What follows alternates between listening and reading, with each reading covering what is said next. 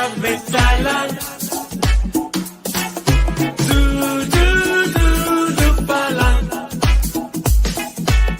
And every Thai understand.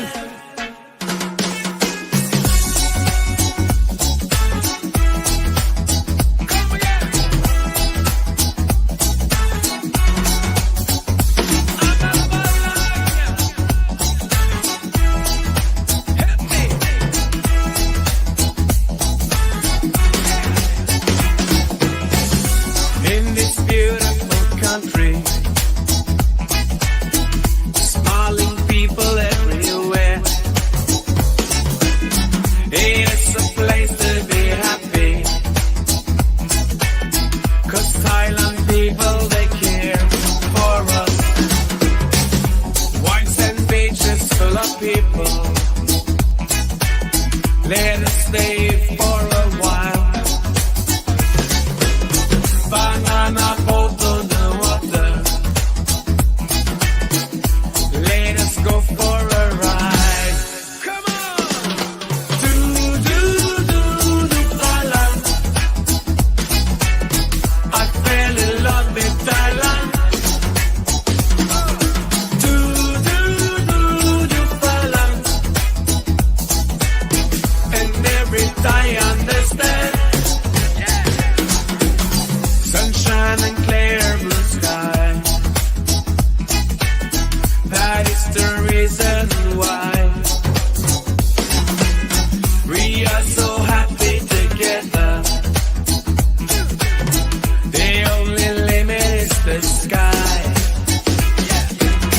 Come with us, come to Thailand. Let's take a walk in the sand and see the beautiful sunset when we are walking hand in hand. Come on! Do, Thailand. I fell in love with Thailand. Do, Thailand. And every Thai understand.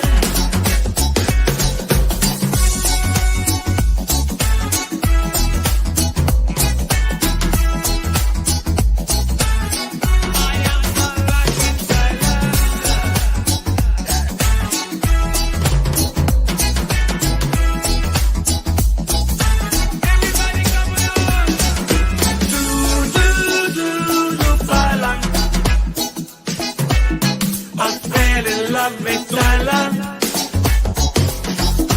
Do, Thailand. And every Thai understand. One more time, come on. Do, Thailand. I fell in love with Thailand. Do,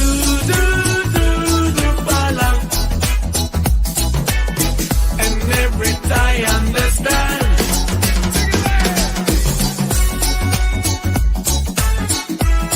Yeah. I'm a Malay Thailand. Come again.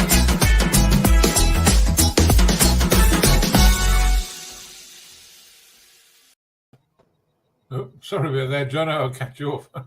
Cool, mate. Cool. Good evening, gentlemen. I even remembered to hit the fucking go live button this time. Yeah, no worries, mate. No worries. We show Yeah, the head thanks. to the boards, I guess. Yeah, I'm going to see myself breaking into that bottle in a minute. I might just tip that bloody, that bit of bloody other, that bit of Maker's Mark in the Buffalo Trace bottle, I think, and make room for it. Go for it, mate. Tell the Yes. boys what happened. Huh?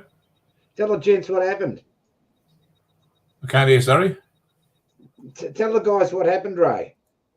Oh, yeah, I've got a bottle of bloody, I've been hanging on to a bottle of bourbon, like 1792, Richmond Reserve, for about 10 years. Anyway, I went to bloody crack it open. I went to pull the cork out, and the fucking top broke off the cork. Oh, nuts. Been tonguing for it too. Yeah, that I'll have a few time out. You can buy me now, but it's the newer stuff they just call small batch. But this is the old stuff. It's about 92, It's about 30, was it 46%, but a bit over 46%, but that's still nice, But Good one. Good one. There's nothing Yeah. worse when you got a nice bottle of booze and it's got a cork, and you go to open it and the cork, sort of breaks away from the top of it or something. Nothing worse. Or even when you open up a bottle of wine and you use a corkscrew on it and and it pulls right through the cork or something. Yeah, that's grouse. Yeah, I don't even know if I've got a corkscrew. I'd have to go through the bloody drawer there and have a look, but I can just push it in anyway. Yeah, we can push it in. We'll get the thing going, get going first anyway. I'll have a sticky beak. Oh man. Mate. It's bloody cold here again at the moment. Fucking westerly. Yeah. We had a beautiful day down in Melbourne today. Absolutely beautiful. Yeah, well, your maximums have been our minimums lately, but Yeah, well. Oh, you're bloody, what do you call stats? You're bloody, what do you call stats tonight, doesn't it? The bloody, what do you call it? Daylight saving. Oh, yeah, that's right. Yeah. I've already put my watch back.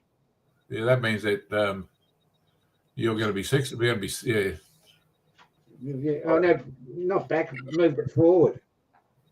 You push the time forward, don't you? Oh, that's right. Shano's you're in Thailand at the moment, Shano. Yeah, you mentioned that before, just at the start of this dream. He rings in Pattaya. Good luck to him. Good luck to him, indeed. Been enjoying those pickies. Bloody Andy's been putting up. He's had a good time over there. And I mean, my cousin's been putting heaps of photos up of Canada as well too, because he's over there travelling around at the moment too. So I can looking at bloody heaps of bloody travel and stuff and getting a bug. I don't think we realise what a beautiful place the world is. Really, like it's all very well, sort of knowing you are your own environment, but when you see other places in the world, there's me mate. He's trying trouble. There's me mate. How are you, Pete? G'day, fellas. How you going, mate? Good, mate. Good, mate. Oh. How was dinner, Pete? Yeah, it was good. Up, just a quick Vietnamese a quick soup up the road. Up at Basie. Yeah, up at Bayswater. Yeah, right. Yeah. Nice and easy. Yeah, not fair enough. Did you really go up there, or did you go somewhere else? No, went up to a soup shop in Mitcham, actually. Went a little bit up, soup up market kind of thing. But yeah, nice and easy Vietnamese soup. You can't beat them, can you? Really? And had one of those 333 Vietnamese beers, which always go down well. Yes, indeed. I actually went out for soup last weekend. And I had, what I normally eat. Just whatever, sliced chicken and with egg noodles, and the Vietnamese pho, and I pour plenty of that hoisin sauce over it. I like the hoisin sauce. Anyway, I enjoyed that and came home here. The missus went and did a little bit of shopping up there. And anyway, came home here and said, I'll have a bit of a nap. And I woke up and I was covered in hives and I was scratching the living daylights out of myself. I thought, God, what's going on here? So anyway, I got the missus to give me some antihistamine or something. I said, oh, fuck, this is not working. So, down the chemist, got some stronger stuff, some antihistamines and, some sort of spray. And I was right 2 hours later, but I don't know what it was. I'd have to, do something I'd eaten, because it happened about 3 or 4 hours after I ate. And, it was weird. Yeah, kind of weird, isn't it? Well, once you pump the antihistamines, I was right a couple of hours after that. It was sweet. Yeah. It's weird. Anyway. Yeah, that's right. Jim Collis, that's a pho. The old Vietnamese pho noodle soup. Oh, yeah. Haven't you had one before, Ray? No, not yet. I haven't tried all that stuff out. I go there and I don't know what to bloody get, so I just usually get bloody something that's familiar. You know what I mean? So I don't want to get something that's I'm not going to like. Yeah, you like the Thai soup, Ray? What's that, sorry? You like the Thai soup, Quadio? Oh, I've never tried it. Oh, You you know? have to get into that, mate. Don't know what you're missing. I got a bloody. When I go out with Jenny, you know, well, everything's a fucking secret with her, you know, like you say, oh, what's this? She knows what it is, but she won't tell me. I was like, for fuck's sake, whatever, you know. But when I go out with Leslie, she's the chef, you know, she'll tell me, you know, is trouble. There you go, Tim. G'day, Tim. Anyway, yeah. Hey, Timbo, how you going, mate? I think You I've guys got have obviously gone through the chat and said g'day to everyone. I've got a bloody problem here, Pete. I've been hanging on a bottle of 1792 Richmond Reserve for 10 years, and I went to crack it open tonight, and the fucking cork broke off. Oh, I've got a bottle. I'm just finishing this other bottle here, this bloody Buffalo Trace. So I'll finish that, and I'll just push it in, and I'll just get it out, stick it in that bottle. I don't have another cork, otherwise I'll leave it in there, you know. But, you know, yep, that shit happens. yeah. I'm just on the Leo tonight. A couple of Leo. Yeah. Got the M150s. You can always kind of, you know, if you've got a glass of beer, you can always add a bit of that to the beer. It's like a bit of a shandy kind of thing. Oh yeah. If you kind of get fed up with the beer taste, you can always. My missus got them. I think she got them from Springvale or somewhere like that. Yeah, I got some myself. I think we had one the other week, didn't we? Yeah, I think you've got some. Yeah.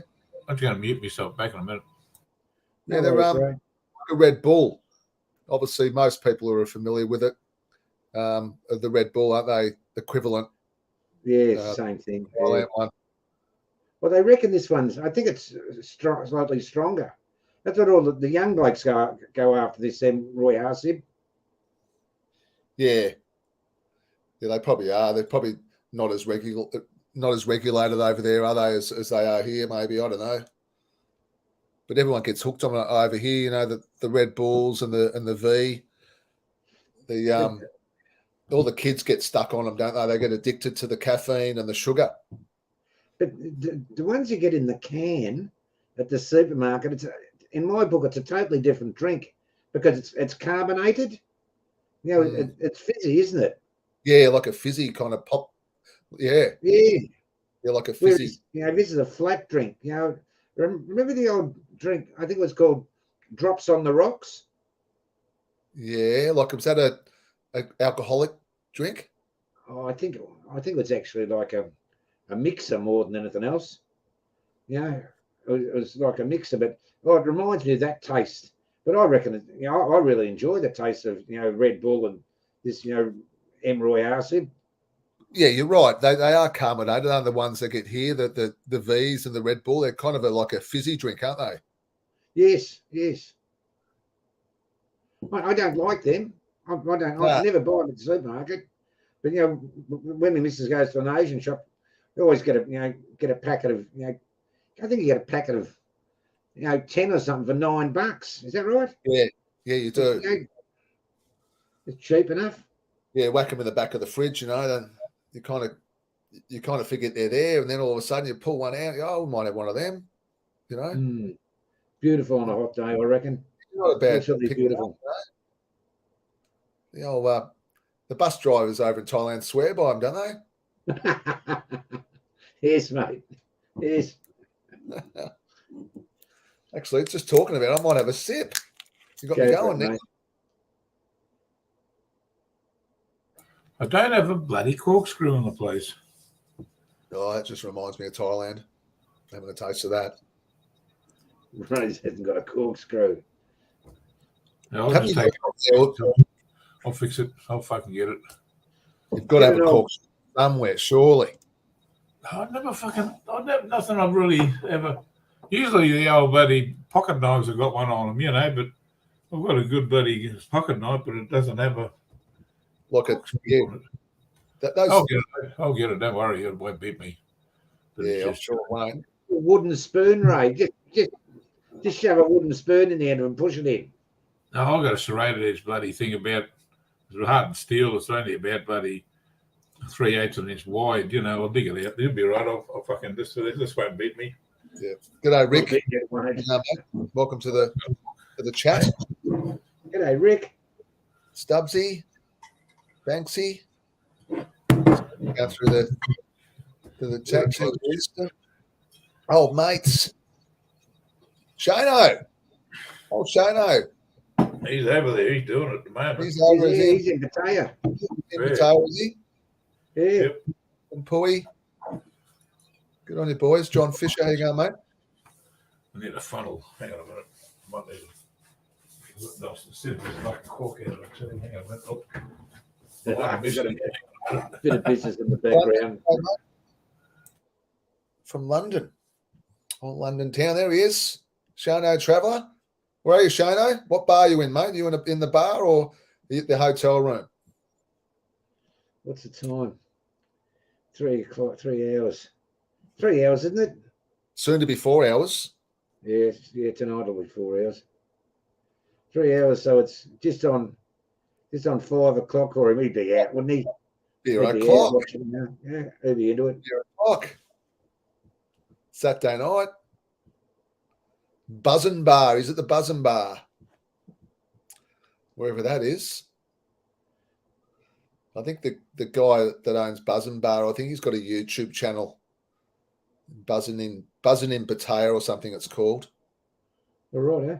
From is that right, Shano? I think he's got a in Tree Town. Yeah, I wouldn't know. But yeah, Tree Town. Okay. Apparently that's the go-to place. Remember the first time I went to Pattaya, there was one street in Pattaya, and that was Walking Street. It was Walking Street, and that was it. And slowly, progressively over the years, it's worked its way back. And behind Walking Street was just all bush. It was all bush. You walk, you walked a little way into it. You'd see a couple of snakes and the monkeys hanging out of trees, and they're hanging out of the bars now. I remember you could probably. Oh, the guy, I don't go there. I wasn't there that long ago, but I remember going there. I don't know, 20, 25 years ago, whatever. I reckon you could still maybe get to have a beer in each bar in Pattaya back then. I reckon it just before it. I think it just went bang, didn't it? Pattaya, it kind of went bang with all the bars, and now it'd take you bloody a week to have a beer in each bar over there. Oh, Christ. I reckon, and the rest. Yeah, for sure. For sure. What? How many beers are you going to have in a night? 15, 20? Yeah. Maybe like a Leo, maybe. I don't know. Yeah, in a night. Yeah, well, that'd be tops, I reckon. 10 beers. Yeah, that's a decent night. Well, if you stick to the old rule, one bar, one drink, you're only doing 15 bars. Like you're only going to get about, you're only going to get about 30, 40 metres down Soy 6, aren't you? On one side of the street. So you're not going to be, it's going to be taking you weeks, take you a couple of weeks to get out of Soy 6, wouldn't it? Well, it'd get a little messy, wouldn't it? Get a little bit messy. Oh, you can imagine. Once you start changing colour, I fucking got it. I sorted that one out. You got it right. Success. Yeah, well, they're going to just peak bloody potato at 2,000 bars or something, didn't it? Okay. Well, that sounds good, doesn't it? 2,000 divided by 15. Yeah. I'll just get a bottle open. I'll be back. 2,000 divided by 15 equals 133 days. This stuff's all right. It's going to take you 4 months, 4.5 months to have one beer in each bar. It'd be a fucking mess by the time you get to the end about a month later. Oh, you imagine what your liver would look like. Oh. Hang on a minute. See what this stuff's like. I haven't tried it yet. After all this effort, I hope it's good. I've got to replenish my supplies. I'm sort of getting down a little bit. I had some Jack Daniels there, but I was sort of not a big. Well, actually, last time I tried it, I wasn't big on it, but here we go. Get into it, Ray. Smooth. I've already had a bloody maker's mark, so I'm up in the headphones and I think might hear better. What do you have with Coke? Or Nobody's just off. He's going to watch the rugby now. Coke or Huh? do you just have it straight? Nah, a bit of Pepsi Max with it. Yeah, okay. If it was really like that Wild Turkey Gold Diamond or something, I'd drink it straight, But, how's that? Heard some bad news today, actually. What's that, mate?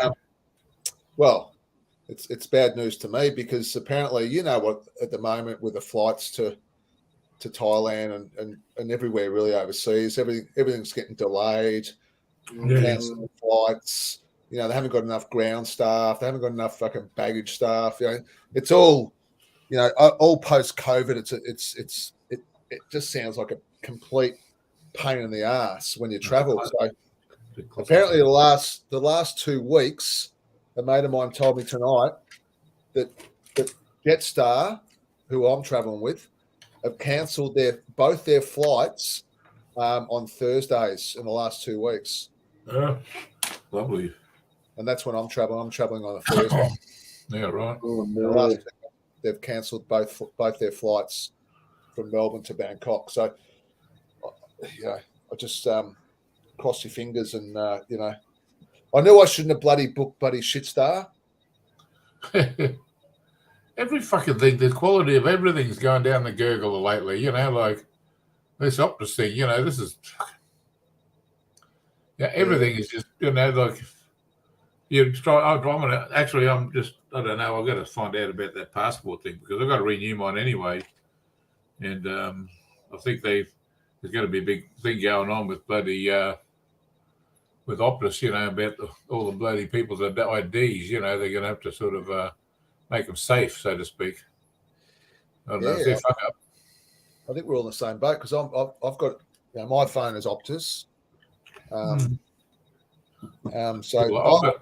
I didn't get any of those messages though. So no, I don't know. I got an Optus internet package, but I don't have Optus phone because Optus is useless in this area. Because if I have Optus on my phone, I've got to go outside and use the bloody thing. It's useless. I've got an LD deal with my mobile. Yeah, I right. pay $15 a month. It's bargain. I don't get much. I only get like 3 gig data. I don't use much data on that. That's I true. guess I'm going to just use Wi-Fi. I think they said on the news tonight that there's, 900,000 Victorians? Yeah. Yeah, 900,000. Yeah, just under 1 million Victorians have had their licenses released. Or not released. Have been hacked. That's a big fuck up, isn't it? Just because they want to cut some corners. Oh, yeah, good one. Good one. But you're right, Stubbs. You're a bit Pete. You're about when you go on your trip, you reckon you might. Yeah, look, I shouldn't have. Look, I swore black and blue I'd never fly with Jetstar anymore, and really the only reason I have gone back to Jetstar is because I had to book 4 tickets. Obviously, the whole family are going, so it's a lot cheaper, and that's the only reason I did it. But in hindsight now, I probably should have stuck to Thai. But anyway, it is what it is, and you'll find out. Yeah, Jim Collis is a little bit of. He's flying Wednesday and he's going straight to the billboard in Nana Plaza. What's that? The billboard Nana Plaza. It's a go-go bar. Oh, right. I thought there was a billboard in there for the deviants. No. Put their names up there. Where's Zimmy? I was doing a little bit of walking today, Pete, thinking about I might go over there. And I looked at Jetstar, and flying at similar dates to when you're going over, it was just under $1,100. Yeah. No, just over $1,100. So for the three of us, it'd be $3,300 to fly Jetstar. And then I looked at the Thai International, and the same flights similar flights on the same day. The same day's going over and coming back, flying Thai International was $3,600. So for an extra $100 a head, I know who I'd be flying with. If I'm gonna book in. Yep. Yeah, not Death Star. Death Star. Yeah, that's what they call it. Yeah, that's what they call it, Death Star. Well, you'll be. I suppose you know, the day you go, you just all you got to do is sort of, check that none of the flights have been delayed or anything. You wouldn't want to get out to the airport and and find out that the flights have been delayed.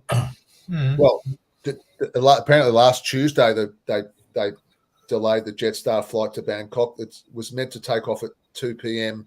in the afternoon. It didn't take off to 10:40 that night. Oh no! So it's it doesn't sound good, does it? Really? I'm going on a boat cruise through this. I'll fucking go later sometime. I'm not planning on going over to Thailand at the moment anyway. Fair enough. I've been looking at boat cruises. So I want to go on a boat cruise first. Yeah, you like your boat cruises, don't you? Yeah, mate. I've been on 7 of them so far. I want to go on 8 now. Look, I want to go on one of them big ones. They just opened a new cruise ship terminal here. Actually, there's one. Well, me and Jenny are looking at. You leave Brisbane. It's a 7-night one. I can't be in the same fucking cabin with her for more than 7 nights. I want to choke her. But anyway, 7 nights, and you leave Brisbane, you go to Sydney, then Melbourne, and then come back. So that'll be all right. We haven't done that one yet. How are you, mate?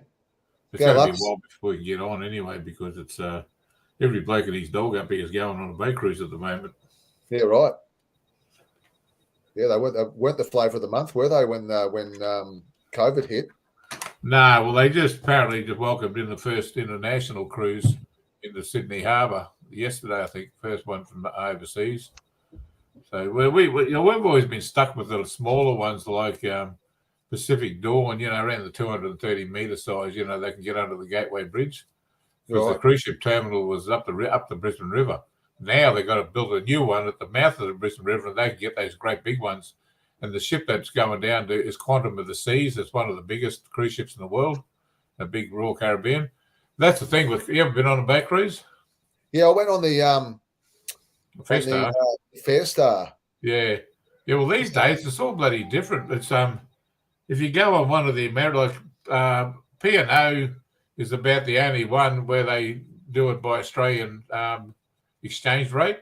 All the other ones are US exchange rate, plus you got to pay gratuities and all that sort of stuff on the bloody American ships like Royal Caribbean and what's the other one? Princess and La Carnival and all that sort of stuff. Yeah, right. I'm not real fussed on getting on a plane at the moment. Not with I don't feel like sitting around. I've had enough of sitting around the airport. I sat around when I missed my flight coming back last time from Thailand. Man, I had to sit around for 3 days waiting for the next flight to Brisbane. No, man, no. Yeah, it can be pretty painful. Yeah, I only got a motel room for one night. The rest of the time I sat in Bangkok Airport. Yeah, by the time I got home, man, I was fucking exhausted. I could barely move. Flying. The best times for me. I'm not really into flying too much. I can't sleep. No, me neither. No, I can't because I've got a CPAP machine. You can't use them on a plane, so. Yeah, right. And sitting there for 9 hours, it just shits me. But especially, and that's when everything's going. That's when everything's going well. That's when there's no delays, no cancellations. You can probably put up with it. But when they start, like you said, getting cancelled and getting delayed, and well, that's what's happening at the moment. I can't be fucked with all that. Apparently, people all over Southeast Asia and Bali and that, people just can't get home and shit with Jetstar. Yeah, well, I don't want to get caught up in that garbage. Nah. Fuck that. No, mate, no, you don't really put on much weight because those ships are so big. You spend all day walking around. Those great big ones, man, they're like those things are like massive. They're like fucking mile long, just about, and they got like 18 or 17 decks. Oh, no, hang on. I think they've got about 15 decks or something. And there's just so much to see there. You're never sitting down for too long. But I usually go back to the room when I'm tired, and I just sort of sit out the balcony and just sort of sit there, watch the ocean for a while, and have a bit of a rest. But there's always something to do there. I like the bloody whiskey tastings and all that sort of stuff, samplings and plenty to do. Right, plenty to do. Well, that's what it's about. It's about having a holiday. But the princess ones are all right, but they're basically aimed at older people. I'm old now, but I'm talking about fucking old, like we used to like a bit of youngish sort of music. You don't go hungry on those fucking cruises. You just don't go hungry. No, there's so many bloody restaurants there, but you can buy other ones. You can get a different, you go to different restaurants and buy them, pay a cover charge or whatever. We never do that. So we already spent the money. We just you usually get a free buffet, and you get there's usually a couple of free sit-down restaurants, and that's enough for us. We're not really into bloody. We had our own designated table and our own designated waiter. You know what I mean? Yeah. Mm. Like you get to know him pretty well, and he gets well tipped. And well, on the Sea Princess we were on, it was like that. We just had our booking at a table whenever we wanted to go there. It was open for us, sort of there. It was a pretty big table. You meet a lot of people there. There was an older couple there, and I called him Mr. and Mrs. Harumph because they come from Victoria, and they must have had a big. They're retired, farmers, and they must have had a big sheep property. Anyway, she'd sit there and he'd be sitting there talking, and she'd be sitting there nodding off. Anyway, then she'd fucking wake up, she'd jump up, sort of thing, and just start off another completely different conversation about something that we weren't even talking about. Yeah. And she sort of nod off again, and the way he was talking, he was talking, they were good, they were nice people, but the only time we saw them was at fucking dinner. Yeah. The food, oh man, I've never tasted. They had the Wagyu beef on there, and they used to get it at on Noumea. Fucking meat is beautiful on there, right? So tender. Yeah, I remember the food being pretty top notch. Even on the Fair Star, the food was really good. Mm. It was really good. Yeah, well, the bloody Royal Caribbean ships have been on one of those, and it's all American food. You can go there and have breakfast, and they got all the American ones like grits and bloody, like all that sort of stuff. Or you get the traditional Australian, even all the bloody, all of the cereals. They have the American cereals in the little one, the little boxes, and all. There's different, eh? What's your traditional American breakfast though?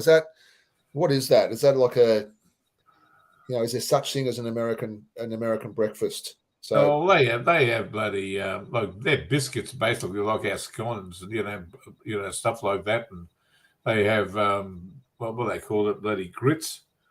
I think it's something to do with bloody I couldn't exactly tell you. Don't they have like ham and eggs? Yeah, stuff like that. Yeah, stuff like that. Ham, don't they? Yeah, well, Aussie ones. We have fucking just bacon and eggs, basically. Sometimes you get the only thing they had on there I got was a eggs Benedict. It wasn't really that much. It was only hollandaise sauce over a poached egg on a fucking muffin. That was it. And it was pretty ordinary. But that was all right. Man, some of the main meals that were just delicious. On the Pacific Dawn we went. They used to have a bistro there, but they cut the bistros out to a thing they call the pantry, and you go around. There's little kitchens, and you just put your plate out, tell them what you want, and they put it on the plate for you. I sent you some videos. I did a few videos on the Pacific Dawn of it that shows you how they do it. The American ones, you still got bistros. You go in and just pick out what you want. But they've got all different kitchens. Sometimes they have one there with a roast. It looks like they've got half a fucking cow on there. Fucking huge roast. It's pretty good, actually. Yeah. Sorry about that, guys. Just had a bit of a distressing phone call. Archie just rang up. Oh, God. Yeah. The bloke we know got a bit of a beating. Got a beating of an iron bar. Oh, fuck. Yeah. That's not good. That's not too good. Yeah. From a YouTuber or just from a bloody, just out in the blue? You know the old saying, Ray, ask no question, be told no lie. Fair enough. Yeah, fair enough. Yeah, okay. Yeah, that's what sucks. Fucking still like that. Poor bastard. Yeah, indeed. Yeah, well, sorry to hear that. Sorry to hear that. Oh, If you that's can get, nice. yeah, if Jim's saying that he only takes carry on when he travels. So, man, if you can get away with just taking carry on, Yeah. Good on you. Good luck to you. But I just can't do it. I just, if I went to Thailand for a month, I couldn't fit everything in a carry on bag. No. I always take bloody Well, I was fucking I was starting to get the wind up last time I was coming back because I was waiting for me bag and it must have been the last one that came out. And I thought, fucking somebody stuck something in it. There's someone done a Chappelle Corby on me. Why is it that your bag is always the last one to come out? Man, I shit myself. Because you're one of the first ones to check in. Because you're there nice early, you don't want to miss it. They reckon if the later you are to check in, the earlier your bags are going to come off. Yeah, right. Yeah, that makes sense. Fucking crazy. Does that sound right? You're always checking in early, Pete, and usually I like to check in and get through customs as quick as I can, and then just chill out and have a beer or have something to eat and just chill out. So I usually try and check in as quick as I can. Yeah, that's probably the reason. Yeah. Well, it only stands to reason if you're there early, and you check in, they're going to be filling up the, what are those? I don't know what they call them, but luggage containers. Yeah. Like if you're the first one to check in, well, your bag's going to go in first, isn't it? Yeah, well, they put it down there and they just shove them all in there and they're starting the last first. I've seen them. They just throw your bag. It's just like they could drop kick it. If they could drop kick it, I'm sure they bloody would. Yeah, you're right, TG. Right there, the bloody US stuff. No wonder they got so much obesity in America. You see the shit they eat? All this pulled pork and all this barbecue, man. Fuck me dead. My arteries slammed shut just looking at pictures of the stuff, hey? They give massive serves, Oh, they can put it away. I reckon if I went to the States, I reckon I'd put on heaps of weight. Yeah. Oh, man, I couldn't eat the food there. I'd just grow. I'd break out in sebaceous cysts. Like, I'm not a big burger man. Like, I'm not really I'm not really into burgers. I mean, me and Johnny go for lunch nearly every Friday, and I don't think we ever ordered a burger with Johnny, really. Yeah. No. We went out the other night for dinner. I just felt like something with chips for some reason. I don't usually like eating anything greasy, but found a pub. There's a little pub there, and they have an all-day thing, and it's only like $15, and you can get I think it was a 200-gram rump steak and salad and chips. That'll suit me. And I'll tell you what, it was nice. We got a medium steak, but it was a bit bloody. It wasn't pink in the middle, it was a bit dryish sort of thing, but it wasn't bad. It was still nice.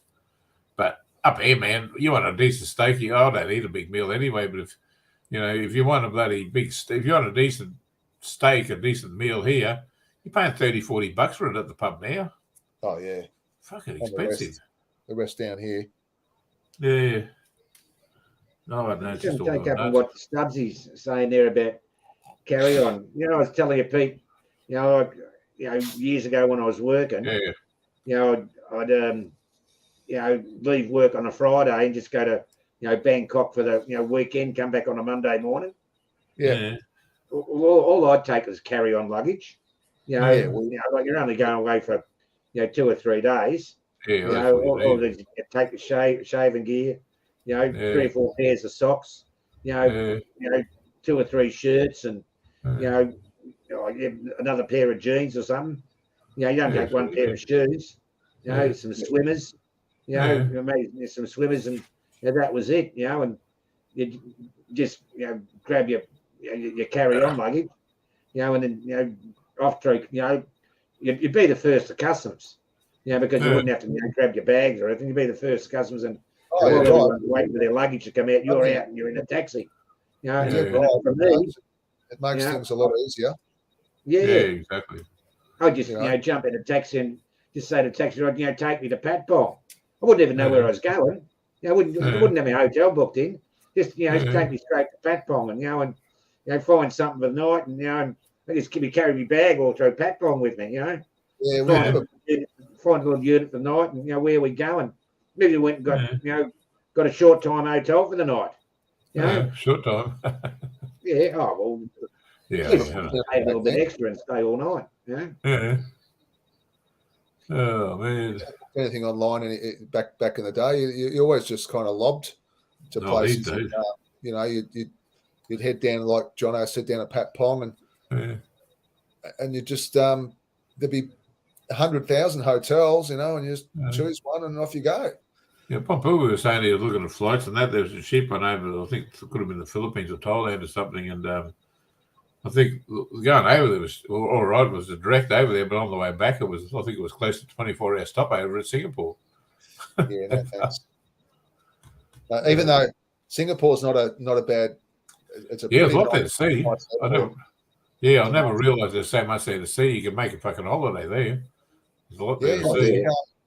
I think Stubbsy was in Singapore. Is that right, Stubbsy? Were you still there, or he was in? I saw him on Facebook. He was at an island, an island just off the mainland there. Yeah, looked pretty cool. Look, I've only been at the airport at Singapore. I've actually never kind of explored the place, but yeah. Well, there's I can see your link about a young couple that did explore it. There's a lot there. I never realised there's so much in it. You can get a little cubicle in there too to have a nap if you want to. Yeah. Yeah. I'll fucking send it to you while I'm thinking of it before I'll forget. All English speaking in Singapore, aren't they? The English speakers? Yeah, as far as I know. I think they are. I think Stubbsy was just there. A lot of people like travel. If they go to Thailand, for instance, they'll only take carry-on because they like to get to say we're somewhere like Thailand, and they just buy all their clothes there, don't they? Like their shorts. Yeah, a lot of people do. Their T-shirts, and they just buy everything there. Yeah, why not? Yeah. So it just saves them not bringing them over on the carry-on. But the problem is, how do you bring it back? Do you buy a suitcase over there and bring it back, or do you just leave it there? When I had my shop, those like their clothing bags. You get them at the $2 shops. Those big things. I just shove me one of them. Yeah, one of those multicoloured bag things. I just throw all my clothes in there and just throw it in. It doesn't matter how they throw them around. It's not going to matter.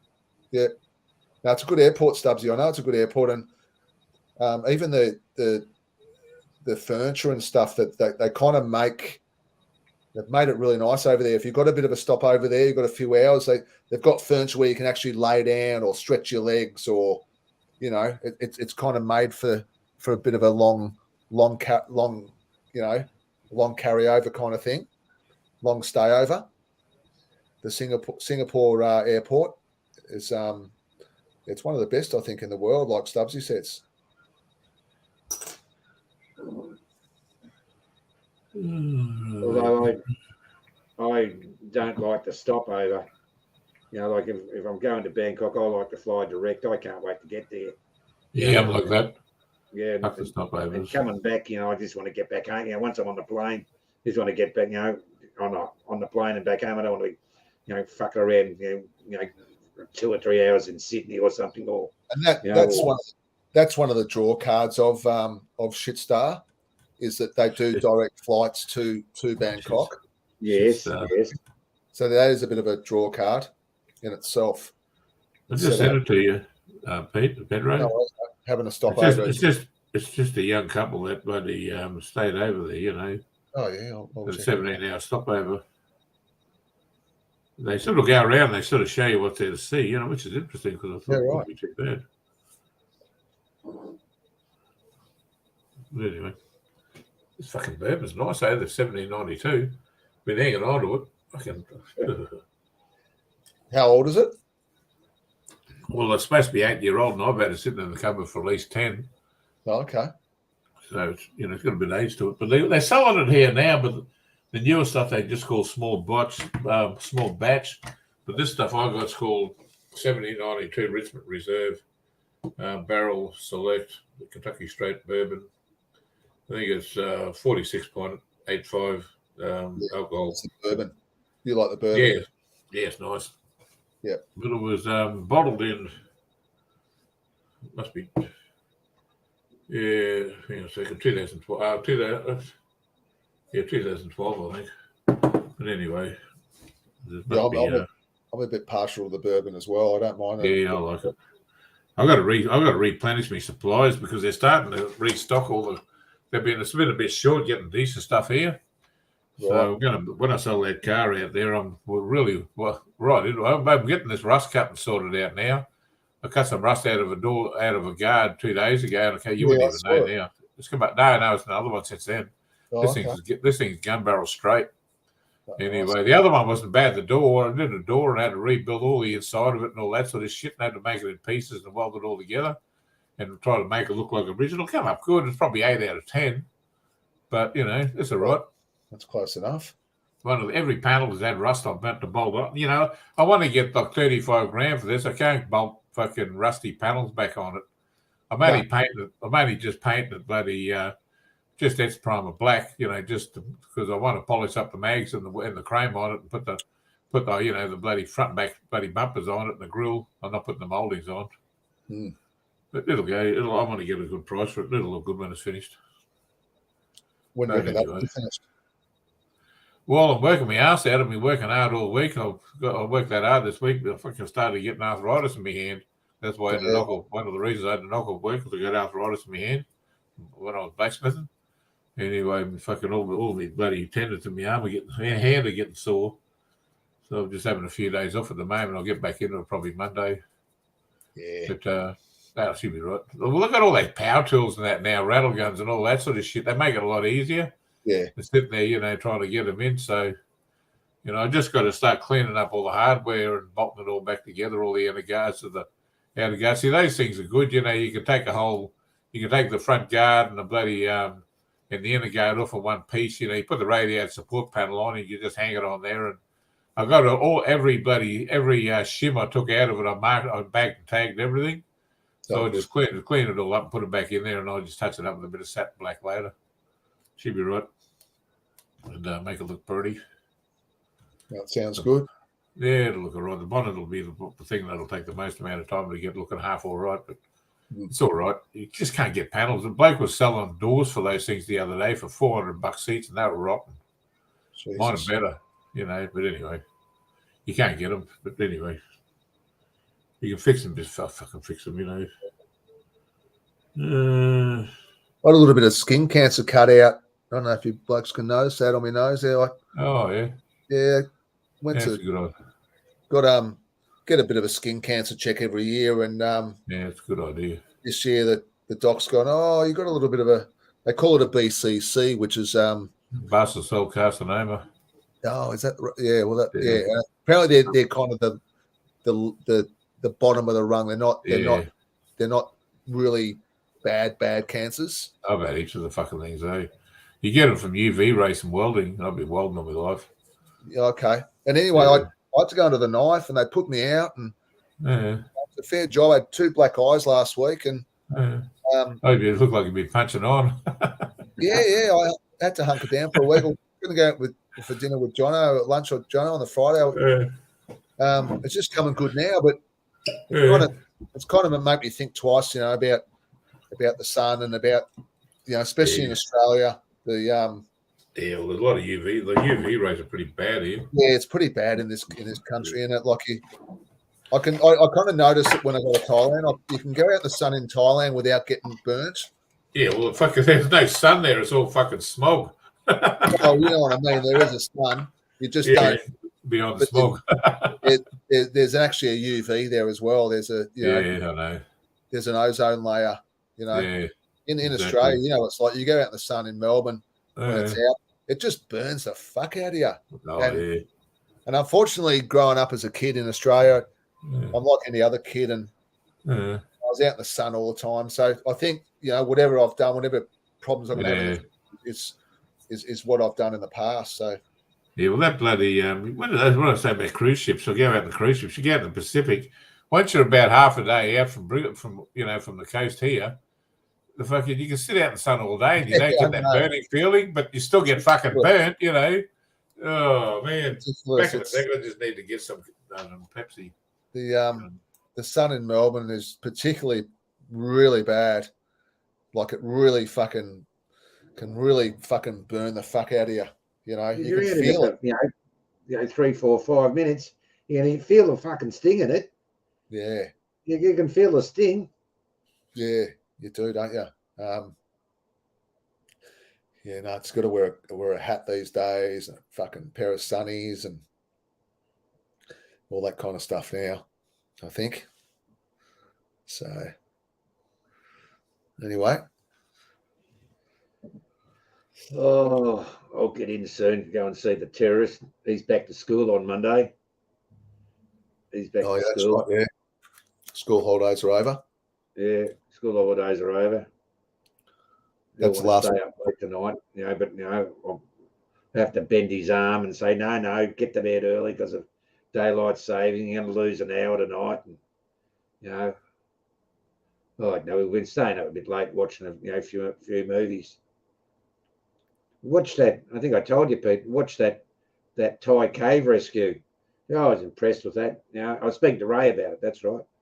Yeah. Oh, it's a great show. I thought. Great show. Yeah, I think it's like I said, the missus was watching it and she was like teared up, and they know how to pull the heartstrings, don't they? The Thais when it comes to movies and stuff. Which one was that one? Oh, the Thai cave rescue. Yeah, that bloody one there, the Hollywood one. That was a good one, eh? And it's amazing how that anaesthetist they got from Australia, and that he could put those kids under and get them out of there. Yeah, it was unbelievable, wasn't it? Really, how they can do that without, and they didn't have any fatalities at all. They got them all through, and they were expecting to lose some of those kids. Well, they lost two of the Marines. One of them on the day, and another one later on from an infection, apparently. Yeah, that's right. That was a good movie. Yeah, the Navy SEALs. Yeah. Navy SEAL, 2 blokes. I think one died a bit later, didn't he? Later on, from like you said, from a blood infection or something. I think he cut himself on a rock or something like that. I don't know. Yeah, something like that. Kind of weird. That's the thing in Thailand. You got to watch out for those sort of things. Well, our bacteria are different than our bodies. What's over there, So yeah, you cut yourself over there. It's like. You don't heal up as quick as what you do, back in Oz. You can get infected easily. Give the shits, can't it? Yeah, I had a little cyst beside me on my face on the side there, and a bandage on it the whole lot for 2 weeks when I was over there. And I got home within 3 days; it was gone. Yeah. It's just what your body's used to, It's you can get little cuts and that on your feet or something, and they can give you the shit, can't they? They can really give you the shits they just won't heal, like Jono said. Yeah. Well, it's just a matter of getting used to it over there. Take them off your body. Putting bad ads on and buying the cream at the fucking pharmacy and fucking, I mean, the cut's about that big, it's just giving you exactly. I went out and bought some of this bloody, I forget what you call the bloody stuff. It's a sort of a bandage because I cut myself a lot, because I'm on blood thinners, and all I got to look at me, scratch myself, and I can rip my skin. And I make bandages all the time because, and they're not cheap, So I buy this stuff. I buy 4 meter rolls of this stuff, 100 mil wide. It's 10 meters long, and it costs about $45. And that way you can just get a gauze and you cut it out the size you want, and then just stick it on there. Yeah. When you have a shower, you just take it off there because it sticks to you, but it flexes. Look at that big gym over there. They're so sad. Yeah, you're right there. Yes, Stubbsy. Yes, indeed. A lot of people do that, don't they? Like old mate takes a bit of Troy oil over there with him. Everyone's got their little thing they take, just in case. Yeah. I'll always take Backroband with me when I go over there so I don't get any infections. I've got a pretty strong immune system, and I've got Yeah. a pretty strong fucking threshold of pain, but still, I just don't want to end up in hospital over there. Yeah, no, not really. No one land in hospital anywhere, really, but No. in Thailand. That tiger balm, that's not a bad little kind of take. Yeah. You know, Well, I'm being on blood thinners. I can't use any liniments or anything like that for muscle aches. But tiger balm you can. Anyway, every time I go over there, I get it. Well, you can buy it here.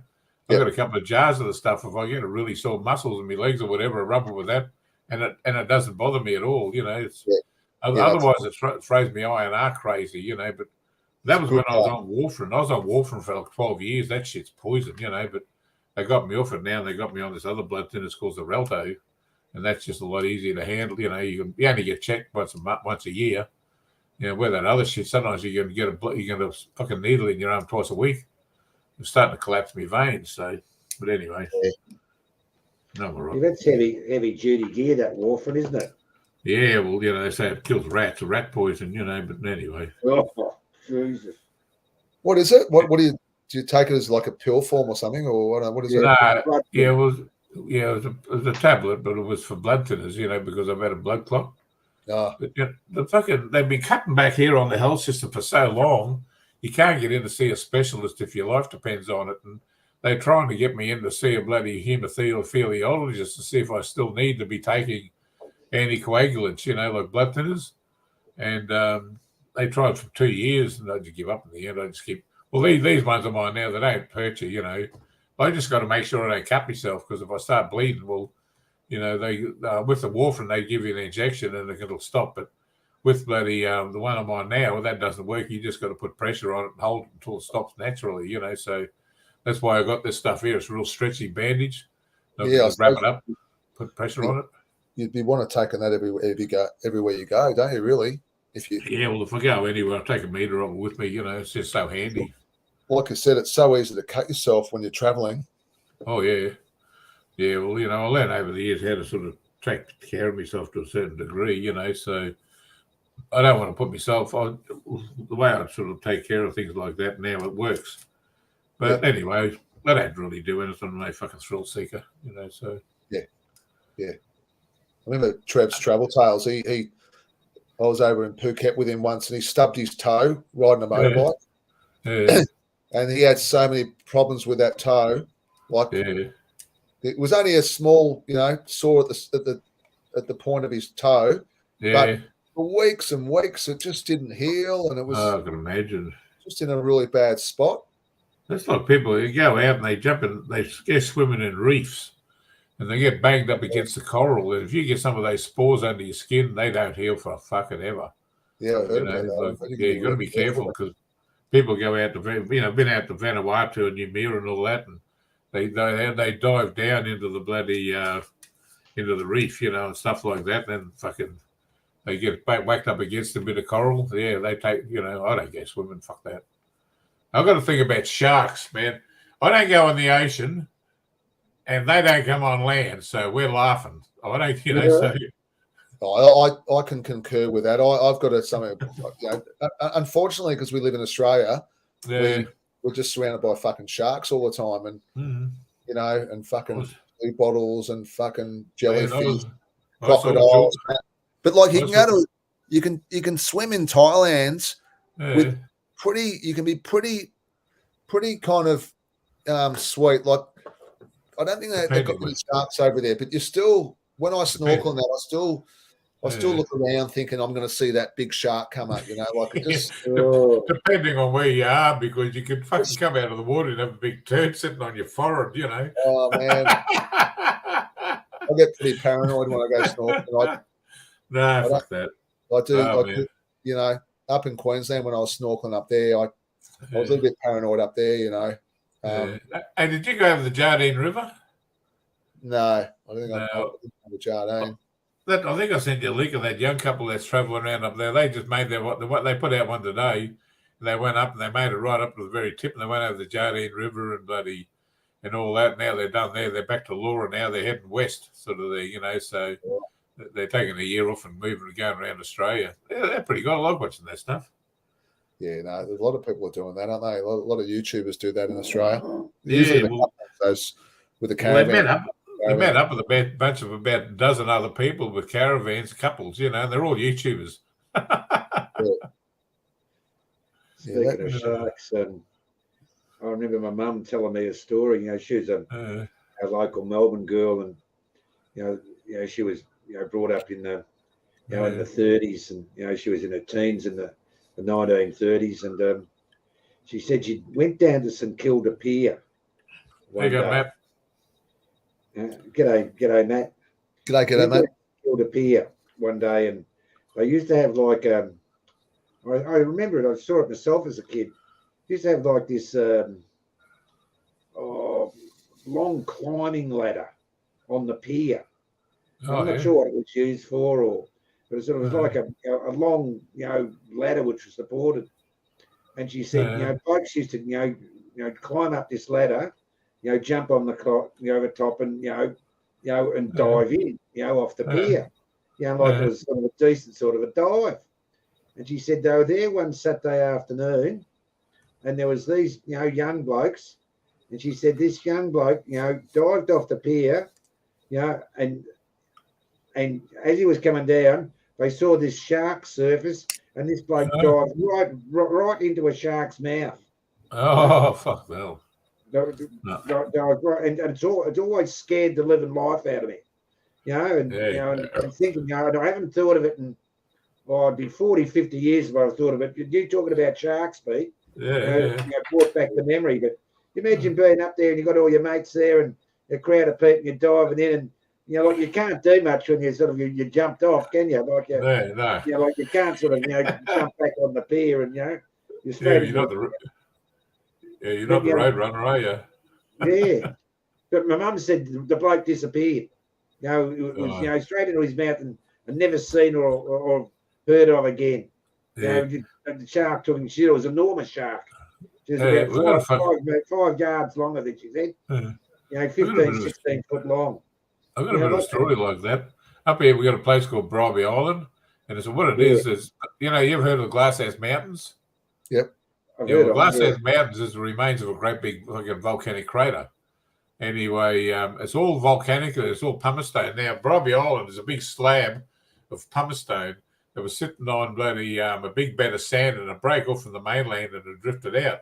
Now, the passage is basically the gap between the island and the mainland is the Bribey Island Passage, But anyway, if you walk out on low tide, you can just go to a certain level and all of a sudden you see nothing.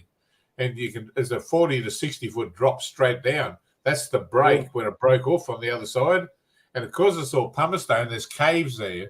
And, some of these caves go, like the island's 3 miles wide at the widest part, right? And some of these caves can go for 2 miles deep. And fucking gropers live in there. Anyway, underneath the fucking jetty where we used to swim when we were kids, they used to catch it. They had a big lump of wire rope with a big hook and a lump of meat on it. And they used to catch gropers there. Anyway, it was nothing to see like a 6 to 8 foot groper hanging under there decomposing that they've caught to show people. Now, fucking all the stories of kids dumping in the water there horrified us. Nobody's game to jump off that jetty because they thought they were going to get hit by fucking gropers. Oh, man. They're fucking massive, those fish. Yeah, well, my mum, we used to go up there for Christmas. The reason I know all this, we used to go every Christmas. We went there from when they opened it up with the Bribey Bridge. Anyway, there was a friend of my mum's up there. He was a Christian. Anyway, he was a diver and he worked for the fisheries. Anyway, one of his jobs one time was to go up some of these caves and explore them and see what's in there because of to do with the fisheries. Anyway, he went up there. He reckoned he was about a mile up inside one of these caves, and he saw these 2 big eyes looking at him about 2 foot apart. He never fucking got out of there like a bullet, But fucking hell, crazy. But I'll never forget that when he was telling me, he says those things, they're territorial. But that was a good place. It was a good place to grow. Like spend holidays and stuff. But you just got to be careful in the water there. It's a good fishing and stuff like that. All those predators, they're all fucking territorial, aren't they? Oh, yeah. Maybe you get sharks there, Kids used to go down to the boat ramp and dive under the water and swim around there. I remember one time a boat was coming in. Anyway, his motor jumped. And next minute, this kid just sticks his head out of the water going, look, there's blood everywhere and big chop marks up his back where the fucking propeller got him. Silly little prick. Fucking the So you pelicans, gotta- you know. You got to wonder Oh, our no. way. Peter confirmed this. Like down in Melbourne, we had St Kilda baths and Brighton baths, which weren't too far away from it. Like there are places where you can go and swim at sea, but swim out in the sea, but they're all enclosed with iron bars. Yeah. You think, what are the iron bars there? The iron bars will keep the sharks out. Yeah. You could go down to St Kilda Beach or something, and like no one would ever go to the bars. You wouldn't go to the bars. You'd go and swim next to it. Yeah. It makes you sort of wonder. Like, why were they so popular? I think it was last year. We went out to the St Helena Island out of the Moreton Bay. And when you get off the jetty, there's a remains of like a railway sleeper sticking up as like a bath, like a pool. That's where the bloody governor of the prison used to swim. So the sharks couldn't fucking get him. Yeah. Like that, same thing. All the swimming, most of those swimming beaches up in Sydney and Queensland, they've all got shark nets, haven't they? I mean, Bondi's got a shark net, and I think most of the beaches up in Queensland where I went, they all had shark nets. Yeah, all the greenies, they start winter when the whale gets caught in it. Yeah. They don't advertise the fact that they've got them. No. And see those boys, usually about half a K out. Yeah. Yeah, well, when the whales go up the beach, up the coastline in the wintertime, some of them get caught in them, but they get in there pretty quick and cut them loose. But, they got to have the fucking things, Yeah. Yeah, they're very common, aren't they? Oh, no, thanks. Fucking shark, very common. Yeah. Three things that scare me in life are sharks, snakes, and rats. Yeah, well, sharks, we could contribute that to Jaws. We saw that in our depression parts of our lives. It scared the shit out of me, that movie, and I still won't go fucking swimming in the ocean. That did not help one bit, of course. But snakes. Yep, snakes, spiders. They've got all the rats. I don't see many rats. I think I've seen more rats in Thailand than I have in Australia. Oh, yeah, you don't see many here. Fucking plenty of them in Thailand. You'd be sitting there on the side of Sukhumvit Road, there's a pile of rubbish there with rats crawling all over and going, fucking hell, get out of here. Yeah. When you're in a restaurant in the Sukhumvit Road or something, a big rat runs out of the kitchen, runs across your foot. In the restaurant, like 5-star restaurant, it's a big book. Fucking rat running across your fucking foot. Except they're waiting for a feed. YouTube. There used to be YouTubers. There was one particular YouTuber. I think it was Bangkok 112. I think he used to like video the rats, late at night, he'd be coming out of a nightclub or something, and he'd go up to the rubbish bins or somewhere. There'd be fucking thousands of them. I think come out of Patpong 1 up to Ceylon Road end, just before daylight, and you should see the fucking rats. You reckon it's convention. There's thousands of the fucking cunts. Thousands, and not little things, they're about a foot bloody long, just the body. Fucking things, fuck that. I think there's a bit of a rat problem in Thailand. Oh, a bit. I'd say so. Oh, man. Fucking some of the ones on the Sukhumvit Road, no. You're not used to seeing the fuck. I hate them, Yeah. Fucking filthy fucking things, they are. Yeah, they love the cities, don't they? They love the big cities and the, Oh, they get a feed, but, oh, man. You see the fucking, you don't want to get bitten by the bloody things. You don't know what the fuck they're carrying, But they're smart things, rats, like if there's something going on, they'll send one in there to test it out. If it gets killed, the rest won't go near it. Yeah. Like fucking there's a group of 7 of them. They always nominate one. Yeah, you take one for the team, buddy. Fuck off. I don't think the Thais do much to eradicate them, do they? I don't think it's, Snakes and cats. Yeah. But they reckon, I was reading an article many years ago saying that there's a rat plague in Bangkok because people keep feeding their cats. They're sort of overfeeding their cats. So instead of letting the cats go and hunt rats for a feed. You know, like they're giving them pet food. You know, and as a consequence, you know, the cats got lazy. You know, and there's an increase in in a rat plague in Bangkok. Yeah. Oh man, the cats over there, scrawny looking fucking things with bent up tails on them, poor bloody things. Looks like they had a hard life. Ears and tail chewed off. They're all in, aren't they? They're all inbred fucking things. Oh, you know, the sisters are, you know, the brothers are rooting the sisters, and a bit of line breeding going on there. You know, that's why they come out fucking looking like that, I think. Yeah. They fucking soy dogs, they can cuddle them suckers out a little bit. Oh, they're a pain in the ass, soy dogs. I've got no time for them. No. There'd be 100 people walking down the street and one for run. You know, and what's the soy dog going to do? They're going to corner you, aren't they? They're going to start barking at you. You know? Look, they're more of a problem up on the farm, up on the Weiss farm, up there. You know, that like you said before, Ray, they're very territorial and especially at night when when the sun goes down, they go feral. You know, everything's a fucking threat to them. You know, and you're walking down the street. You know, sometimes you're walking home from some other farm or something like that, and you know you can't walk anywhere. You just can't. You've got to have a big stick, or you've got to be on a motorbike because they obviously. But if you're walking, they'll come out and fucking. Even if you're walking past them, like they're going to bark like buggery, and that wakes up the one next door, and you know the whole the whole street's barking with dogs. Usually you got to fucking pack them after you. Yeah, usually one house has got about fucking 6 dogs. You know. Yeah. I mean, you know, they've got 6 or 7 dogs.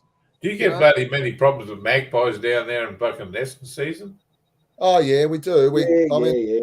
You know fucking what the best thing there is? Carry an umbrella with you. If you keep an eye on one, if it's coming down at you, just before it gets to you, fucking pop the fucking umbrella out. Those bastards nearly turn inside out trying to fucking stop. Yeah. Get out of there because they don't like the idea of a fucking, you know, scares the shit out of them, you know.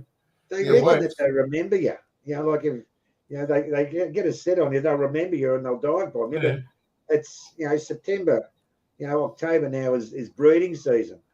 Down here in Melbourne, and like they've been reporting it in the press, recently about magpie attacks and what about the blokes who are bike riders and they have those big zip guys, coming on top of the helmet. They look like fucking porcupine riding down the road. One place I used to work was on a main road, and across the road there's a big line of hoot pine trees, and the magpies used to nest in there. And kids would be riding past there on their bloody push bikes. Oh, man. But if you can hear the screaming, there'll be like a magpie going for a kid, and he'd be fucking squealing like shit trying to get away from that bloody magpie, eh? But they don't come down for one. Even the peewees up here will go for you. Little fucking things. I had one time go for me one time. Nearly got me in the eye, little asshole. Fucking magpies. Oh, man. Fucking hell. These boomers going nice. It's a nice drop. Smooth as hell, eh? I might call it a day. I'll get in to see the little bloke, watch some sort of movie. Yeah, fair enough. I won't be watching. I've got that bloody stand, I forgot about it. And I got a free month anyway, then I forgot to cancel it before the end of it. And they don't fucking, when they roll it over, they don't take the minimum one, they take the maximum one, $19 fucking. So I've been watching a few movies on it. But the biggest job on those things is trying to find a movie that you haven't seen. Things they are. I've only got Foxtel, but I'll go down there. Jack, we'll fight over the remote what we're going to watch. And do you want to watch this one? And he'll say no, or I'll say no. And you keep searching. Yeah. You'll search for half an hour before you'll find a movie you want to watch. Oh, what's that Bali 2022? That new one of that Bali bombings? It's good. It was really good, actually. I enjoyed it. But it's only 4 parts. It's only 4 parts, but it was good. It was a good show. There you go, Balding. Jim Collis reckons over 1 million people are bitten by dogs in Thailand a year. Yeah, it doesn't surprise me. You got to make sure you get your rabies shot. My mate got bitten by a dog in Koh Samui about 25 years ago, and he was really sick. He came back to Australia, and he was in the infectious disease hospital for about 2 weeks. Oh, what? He lost about 25 kilo or something. He was fucked. Yeah, right. Yeah, really Rabies. bad. Yeah, something like that. He went up behind it. This dog was one of the pets of the resort we were staying at. Yeah. And everyone said, "Don't touch this dog. Whatever you do, don't touch this dog." So we got back from the pub one night, and my mate had a few bits of drink, and he went up behind this dog and caught it by surprise, kind of thing. And it just turned around and grabbed his calf muscle. Oh. You could see the 4 indentations of the fangs. Yeah. In his calf muscle. Yeah. And that was it for him. He was fucked after that. Fuck that. By one of those fuckers. No. They don't take their dogs. They don't take their dogs to the vets, do they? No. Hey, make sure you get your rabies shot. There was a know, guy that was watching for a little while. He's not vlogging anymore. What's his name? Jay put me onto him. It's funny. He was just a clusterfuck. He bought a food van over there and had a lady boy. Fucker. She beat him up and took his car. He got stuck with the fucking food van he couldn't use because he couldn't get a food license. Yeah. Anyway, I know the bloke you're talking about. Yeah, he was on his way out from a fucking meetup with a couple of other YouTubers one day, and the bloke he got bitten by a soy dog, so he had the rest of the day in the hospital trying to get his rabies shot. Yeah, right. Yeah. All right, on that note, gentlemen, I'm going to leave it to it. I'm going to get in and see the terrorist. Yeah, no worries. Have a good one, mate. Good on you, Ray. Catch you soon, Pete. Yeah, no worries. See you later, Jono. Good on you, gents. Take care. Have a good night. Okay. Good night, guys. And this bourbon's going down lovely, eh? Nice. Yeah, 17.92. It's a really nice drop. I've been looking at it. I've never heard of 17.92. I haven't heard of that one, but yeah, they sell a small batch, but I've got to get some more bourbon. I want to get some more long brown. I want to get a few different bottles of stuff. I've been sort of working my way through my collection for the last fucking year. Yeah, I just go through stages. I might drink for a while, then I won't touch it for a few years. Then, yeah, but I'm hopeless. The thing is, like when I don't usually have a lot of alcohol in the house because every time I've got it here, I just drink it. So yeah. So I'll give you an example. So I fly home from Thailand, and I go. I get a couple of bottles of duty free on the way in. Yeah, that's what I do. And those 2 bottles, whatever they are, whiskey, bourbon, they won't last too long. I reckon a couple of weeks, 2 or 3 weeks, and they'll probably both of them are probably nearly gone. Nearly everything I've been drinking is all duty free. Get out when I bloody go, on bay cruises or overseas or whatever, But this stuff here, my sister brought out in the States when she came out about 10 years ago. But this is a nice bottle. This stuff they sell it there now, but it's it's just a different bottle, But it's nice. I had when I was around Jono's the other week on a Friday, he brought out a 15-year-old Scotch. Yeah. That he got one from his subscribers or something, and we broke that one out. And I'll tell you what, I don't usually drink whiskey with just ice and by itself. I mean, the way you should. Yeah, that's what you're supposed to. I usually have it with Pepsi, like you. Yeah.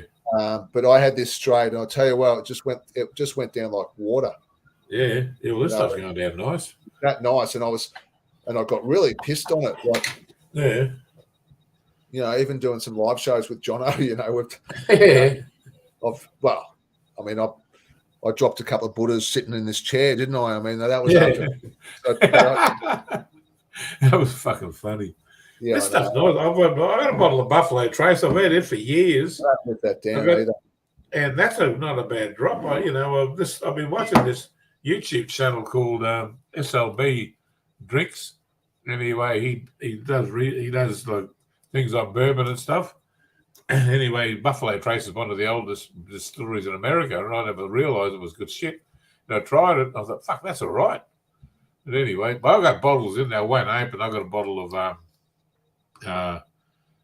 what do you call it? Bloody Wild Turkey Diamond. They only made a few bottles of that. It's an anniversary thing. They only made them in Australia. Oh, and never I checked up on it. It's worth about $800. Now Yeah, I right. paid about had $120 for it. I only bought one bottle. I should have bought two. Yeah. And I had to drive for half an hour to buy the bloody stuff. Yeah. See, if that was in my house, I would have probably drank that by now.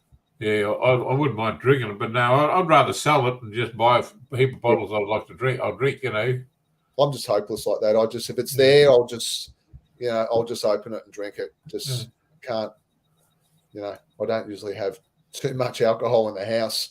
I just usually buy it. If I'm going to drink on a particular day, like say this weekend, I'll go to Aldi and buy, buy Leos and stuff like that. But I won't stock up for. I only stock up for that kind of weekend. Yeah, fair enough. Yeah, well, just tonight I felt like having a few bourbons, just loosen up a bit and get on here. I thought we better do something with the channel. We haven't done anything for a few weeks, so I thought, well, fuck, if we don't do something, well, fucking, everyone will go somewhere else, Yeah. But anyway, it's all good. But look, I'm heading over to Thailand soon, so no doubt I'll be up for a few live shows when I'm over there. So especially even up at the farm and stuff, when I'm up there with the missus and that, I'll definitely come on. It's good to walk around with a fucking camera and show where you are. Yeah, it'd be good to show. Like I'll do me weekly vlogs and stuff. Yeah. As I do, but I'll come on Titanium and it'll be good. And there's so much to kind of see up the farm. Like it's a bit different, it's that kind of stuff that doesn't get videoed a lot, like Taya and they've been vlogged out. Everybody's vlogged it. We'll be back in a minute. I'm just going to get another can of drink. Back a second. No worries. Yeah, so 3rd of November, I'm heading off to the Land of Smiles. Nearly 3 years it's been. So looking forward to that. Hopefully, I'm not going to get delayed or cancelled by Shitstar. So yeah, I do help out on the farm up there, Balding. I kind of don't tend to get in the way too much because I can be a bit of a fucking bit of a hazard, if you know what I mean. But I do help out. Yeah, we go up there and it's all rice farm and all that kind of stuff up there. But I'll chop wood and do some chores around the farm and we'll buy some things and maybe tile the kitchen or upgrade the fucking house a little bit. Buy some. I have to buy a TV. Actually, I've got to get a new TV up on the farm because obviously the World Cup's on, so I want to watch the World Cup up on the farm. And the TV blew up the other day. They've had it for about 10 years or whatever. So I want to get a nice flat screen TV up on the farm so we can watch the World Cup. I think it's going to be about $700, $800, I reckon, for a good flat screen up there. So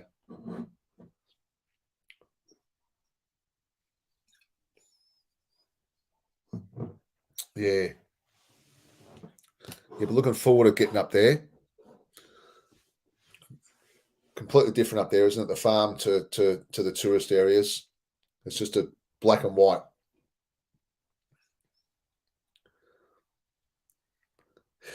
Yeah, well, that's one of the reasons we're going in November.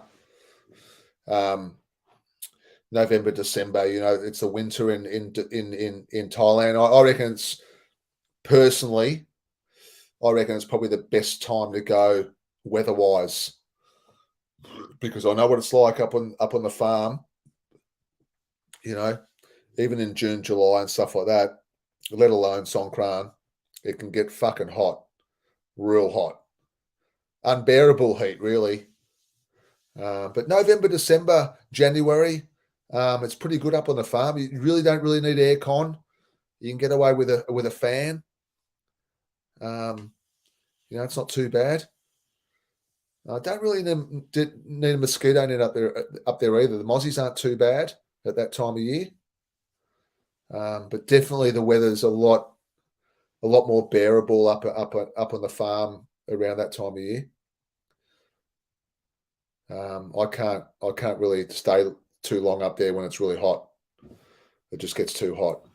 30, 35, 36 degrees every day. Every day is the same. Dun, dun, dun. Oh, well.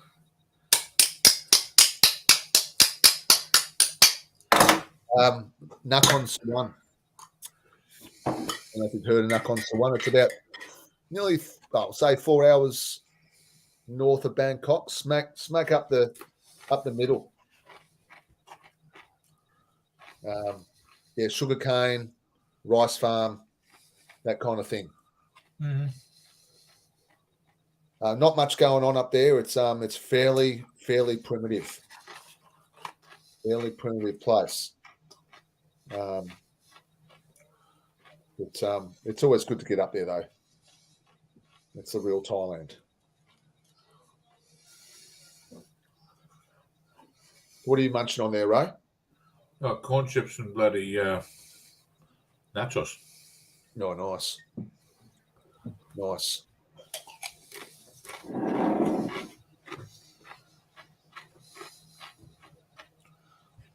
Yeah, we went out for, like I said, a bit of an Asian Vietnamese food just before. So it's getting harder to get a good meal around here. I can't eat Indian food, mate. I just fucking comes out of both ends for me. No, I don't really tend to eat Indian not much anymore. Especially after marrying a Thai, we just Thai food's the go-to, so not really into Indian as much these days. Sakon Nakhon, Sakon Nakhon. Just kind of spelt, it's Nakhon Sawan around the other way, really, but it's I don't think it's too far from there, Mr. Balding. I think it's pretty close. So I'll have a look.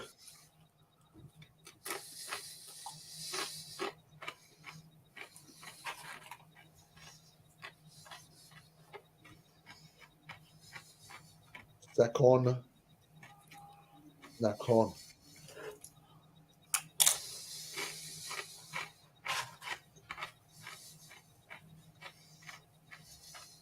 Sakon Nakhon.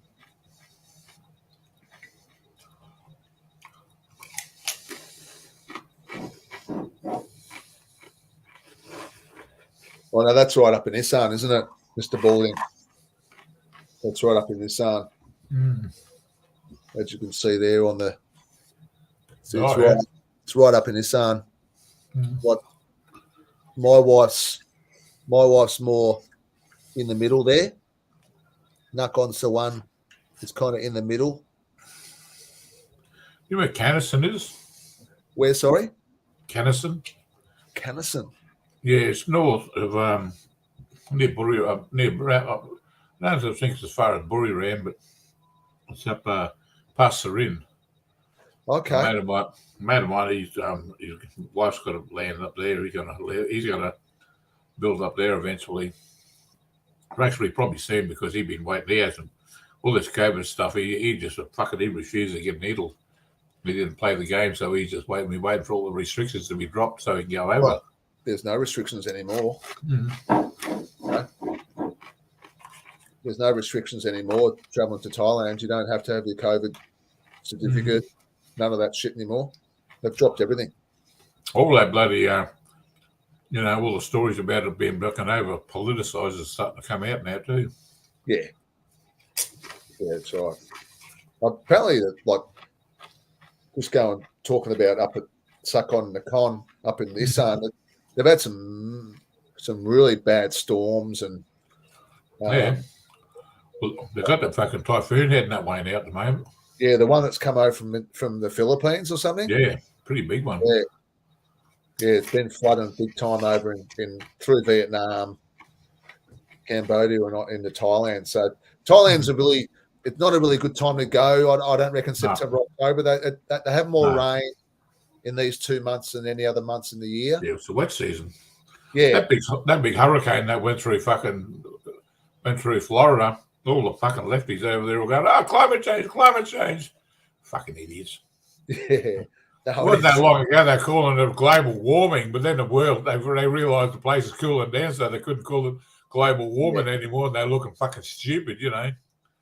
God, yeah, no, it's a wet season, so no, not my go-to months, September, October. I reckon probably a little bit of rain there when we get there in November, but that's all right. Oh, I like the end of fucking after Christmas, just after Christmas, it's a bit cooler, you know. Yeah, oh yeah, that's what I was saying before when you were getting some of the wheat or something. The best time in Thailand is November, December, January, February kind of thing. It's the cooler months, and that's what you want. Just cools down the evenings, you know. Yeah. I don't mind it hot in the day. Yeah. You know, you go to the beach or sit around the pool or a bit of air con. But in the evening, well, you can always hibernate in the hottest time of the day and go out and do other shit, you know. And like it's just in the evening when it cools down the evening, it's nice. You know, it's just more. You know, it's not as. You know, it's just. Yeah, you just feel a lot better, don't you? Like you can just really enjoy it a lot more. Well, for me, really, we've already been through a couple of months of heat. By the time you get over there, then you don't really notice it over there, you know, that time of the year. Yeah, you just feel uncomfortable when it's really hot in the evenings. You know, you're sitting around and you're sweating and there's just no let up, is there? Like it's just not really enjoyable. hot. Yeah, that's right. You know, so no, definitely. Like I said, around Christmas is the best weather. What's it like up your way now with the weather? A bit good. Yep. Our minimums have been about your maximum at the moment. Yeah. Mid-20s during the day, beautiful. Well, we I got a bit up. I think it's going to be 20 in Melbourne tomorrow, which is it's going to be 20 and 21 on Monday, which is probably the highest it's been for ages. Yeah, right. You know, that's probably normal for your area, isn't it? I mean, 20 is just a normal day. I just made my backyard. It's all clover. It's what? All clover. Oh yeah. There's fucking spring has sprung. There's fucking bees everywhere at the moment. Yeah. Well, we've got rain coming this week, you know, probably a week of it. But just showers, you know, so it's not big. Yeah, cool. No, it's a good time of the year, really. Well, in Melbourne, it's it's coming on a spring and summer, and it's a good time. Good time, and it's especially when you've got something booked in, you travel and Thailand coming up and stuff like that. You know, it's all good to look forward to. Yeah, I'm trying to bust my ass at the moment. I'm trying to get this car in one piece so I can sell it. Now I've got $100,000 worth of projects sitting around the fucking place I've got to get rid of. I need to get them done and get them going, because now things are taking off. Yeah. That car, that's worth 35 grand to me, that thing. Yeah, it'd be nice to get that. I can't really bolt it together the way it is. It just looks like shit. I'm just trying to bloody make it look a bit better. You can't bolt a car together with rust hanging out of every panel, and want top money for it. G'day, Big W. G'day, mate. No. When do you reckon you'll be able to finish that car then? You reckon if you put in some solid work into it over the next few months, you reckon you could get close to getting it off the ground there? Yeah, well, I'm hoping to be able to go, and I'm hoping to have it in one piece in the next 2 to 3 weeks.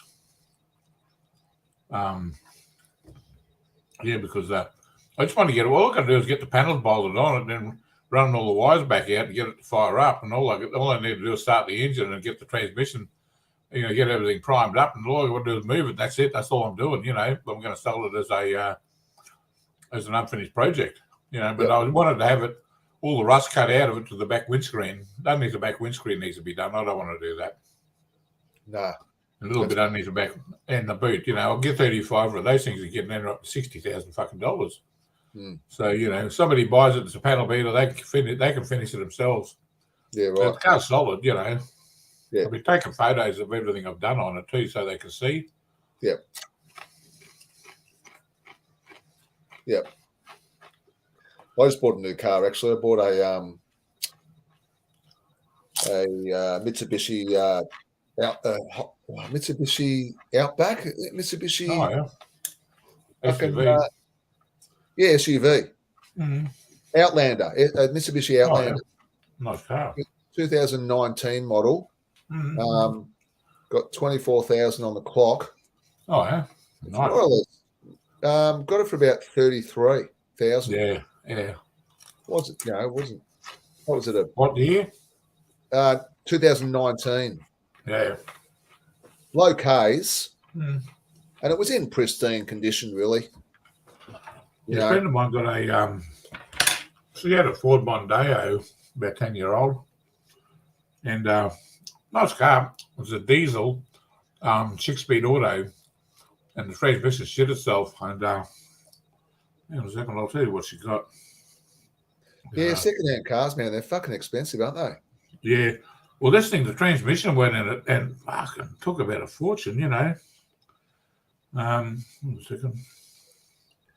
Yeah, my wife drives it around. She drives to work in it, and like my wife's obviously, Thai, and she's really small. She loves it. She sits up there and in the SUV and looks down on everyone, and she loves driving it around. Yeah, well, this she had this thing and bloody she couldn't bloody the transmission went in it. They were quoting between 9 and 14 grand to rebuild this fucking 6-speed automatic transmission. And she was freaking out, She said, well, what do I do with it? And she said, well, put it this way, there's any number of them you can buy on bloody marketplace for $1,000 with the fucking transmission. They're just a Achilles heel for them. But anyway, she's ended up to give it to a friend of hers, and he's a mechanic. He's a good mechanic anyway. He's gone and bloody pissed around with this sort of thing, and he pulled the transmission out, pulled it down, and he's got it to work. When it warms up, it's fine, but when it's warming up, it plays up. But anyway, she drove it into the dealership. Now, one of the big dealerships here, they'll just auction it off. They don't want to keep it.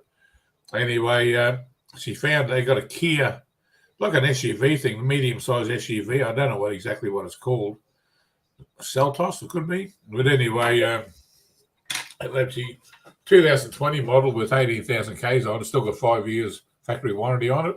20 grand they wanted for it. So, but anyway, she gave her 3 grand for it. So she fucking jumped at it. Well, fair enough. Yeah, I think she should have it by now. I was trying to ring her today to see how she's got it. But I don't really. I just shy of buying later model cars because I like to fix my own cars myself. And you can't work on those things. Everything about them, there's a massive market, with newer cars. That's where most of their money comes from, is fucking, replacing parts on them because they don't sell their bloody codes to work on the mechanics for a long time. Yeah. So if something goes wrong with it, they can't repair them. They've got to go back to the dealership. That's how they make their bucks. And it's getting worse and worse. Honda were really bad for a long time. Mm. Yeah, old mate. That's the same car as I had up in Queensland, old mate. When I did the vlogs up there just recently, I had the Mitsubishi Outlander up there. Yeah. And that was a 4-wheel drive. Yeah. Which I never used. I mean, no. I didn't realize actually that I was going to get a Mitsubishi. Not bad. Diesel, petrol. Petrol. Yeah. And I got one up there, and I got it was the same color, same everything. And that was a 2021, and that had more Ks on it than the 2019 one I've just purchased. Oh yeah, fair enough. But it's funny that you rent that 4-wheel drive up there, and I didn't realize I wasn't actually. I just wanted a medium-sized car up there when they gave me the Mitsubishi Outlander, and I was driving up to Cooktown. Yeah. And there's 2 ways to go to Cooktown. There's the front road, which is kind of dirt. Yeah. And then there's obviously the back road, which is bitumen. And they all said they didn't want me to drive that that car On off the road. dirt. Yeah, that's fair enough. You know? Yeah, that's So- fair enough. Even though it's a full drive, they just didn't want you driving it off road. Yeah, well, they want to get as much as they can out of it, I suppose. Yeah, and I didn't want to chance it because Yeah. who No, that- knows? That bloggers I've been watching, that young couple there, they were up there on the dirt and fucking going. Some of those crossings are pretty fucking airy, eh? Yeah. When they get up in the fucking rainforest and stuff. Yeah, and I'm not a big four driver. I'm not kind of really Yeah. experienced on doing that. So I just took the back road. It was fine, Yeah. just as far really. But I suppose the off road would have been a lot more interesting. Like you said, crossing rivers and that kind of thing. But yeah, I'm not really into all that. Years ago when I was a young bloke, yeah, no worries. yeah, None of that four-wheel drives on it. See that shit they do in Iceland. They do that Formula four-wheel drive, they call it. And they fly up the side of those big volcanic fucking, like cliffs. Oh man, fucking, they got these big nitrous injected fucking big blocks in these Jeeps, these really lightweight things. These great big scoop tires on them. Oh, they're fucking insane, these things, eh? They're like, they climb a gum tree, these things, literally. crazy. Hell.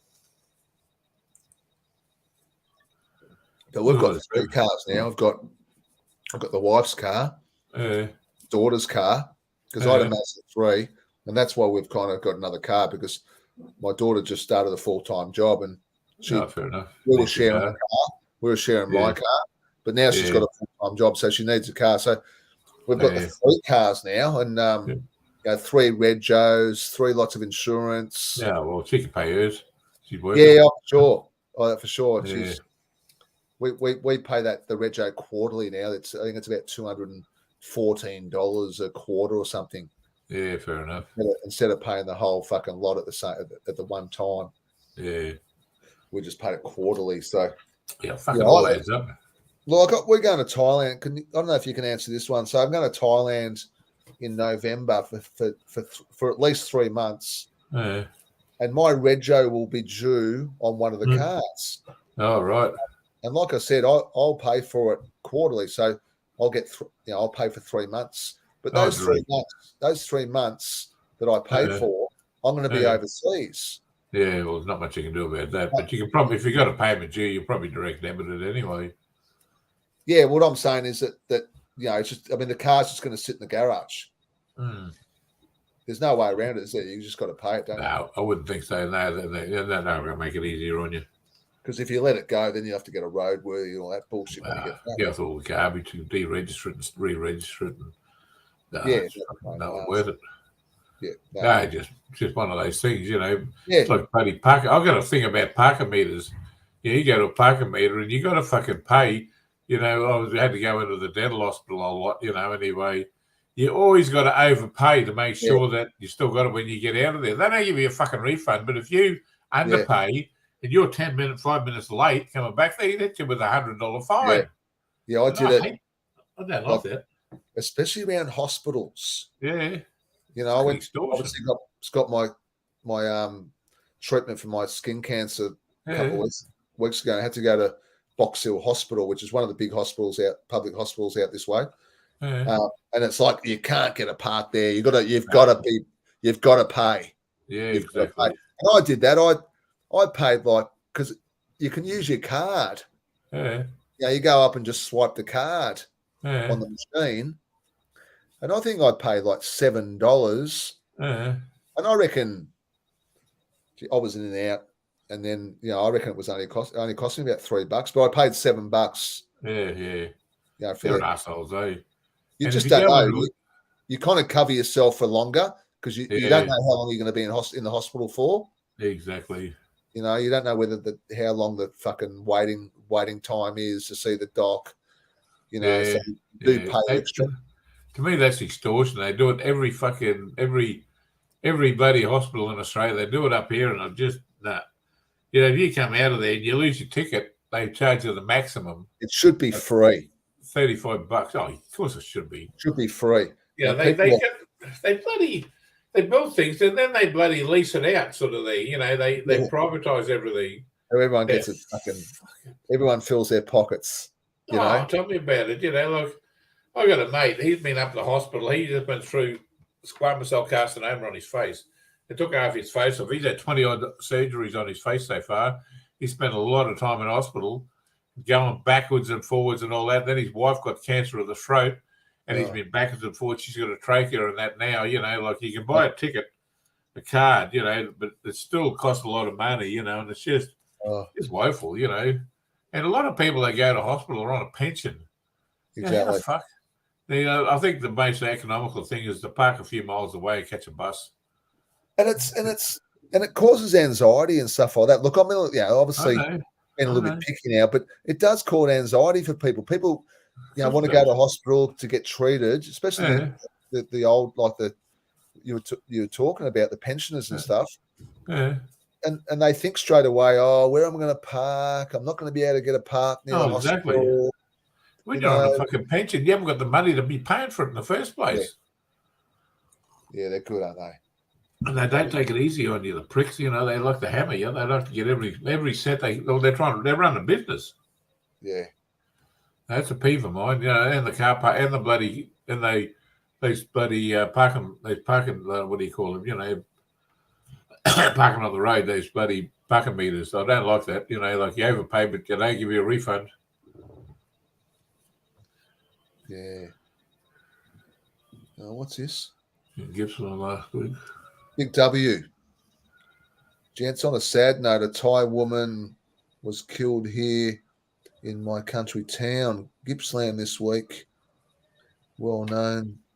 It appears she pulled out into oncoming traffic. Terrible, yeah. Wow. Yeah, well, you can't drive here like you can in Thailand, that's for sure. No, they're not going to be mindful over here. They'll just fucking run into you. Yeah, we had a guy killed on a motorbike up the road here last week. Yeah.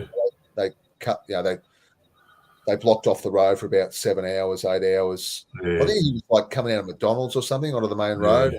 Yeah. I mean, the motorbikes are the ones that are usually the ones, the fatalities. You know, which is quite common. Exactly. I shouldn't have eaten those corn chips. Now I feel a bit woozy. No, I'm all right. Have another drink of fucking bourbon, mate. You'll be right. No, I'm working on one now. Don't worry about that. Yeah, that's no good, Big W. That's no good to hear, mate. What country town are you from, mate? In Gippsland. I'm saying quite well. I've been in there quite a bit. Nice part. Yeah, I've been down in Victoria a bit. I wouldn't mind going and checking some of the areas down there.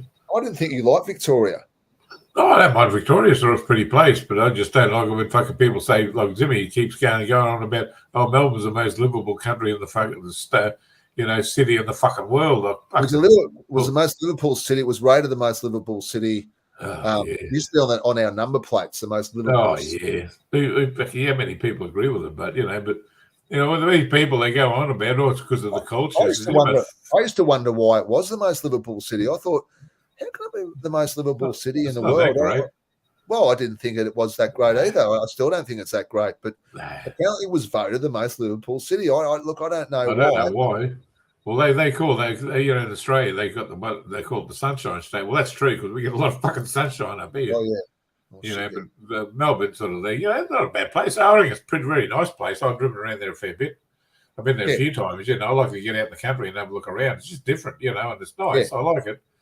But but when these people they talk about the culture and that, these fucking people that say it haven't got an answer culture in them. We wouldn't know what the fuck culture is. You know what I mean? They go on, it's about the fucking art, and the fucking opera and all that. Well, how many fucking opera fucking events you ever been to? Like we get it there too. But it's a different thing, different place, different way of life. Different people. Yeah, it is different. It is different from Queensland. Definitely. It's different from the top end. It's different from Northern Territory. It's different from a lot of places in Australia. I mean, Australia's so fucking big that Yeah, exactly. Well, fucking Melbourne's just so bloody expensive. Yeah, it's expensive. It's an expensive place. I was down there all weekend. A bunch of dudes I know were breeding dogs. I used to breed my dog and my bullies and go out down there for a big show. That was the last time I was down there. And I just wiped out a whole room with with a nice big bud and a bunch of hash or in a big joint. That was hilarious. Yeah, my son was saying I went out for dinner with my son tonight. I don't see him that much, and Yeah. And he was talking about, a few of his mates are going backpacking around Europe next year. And I said, you should go. He goes, oh, it's expensive. I said, mate, really? I mean, you live in the most expensive fucking country in the world. It's woeful.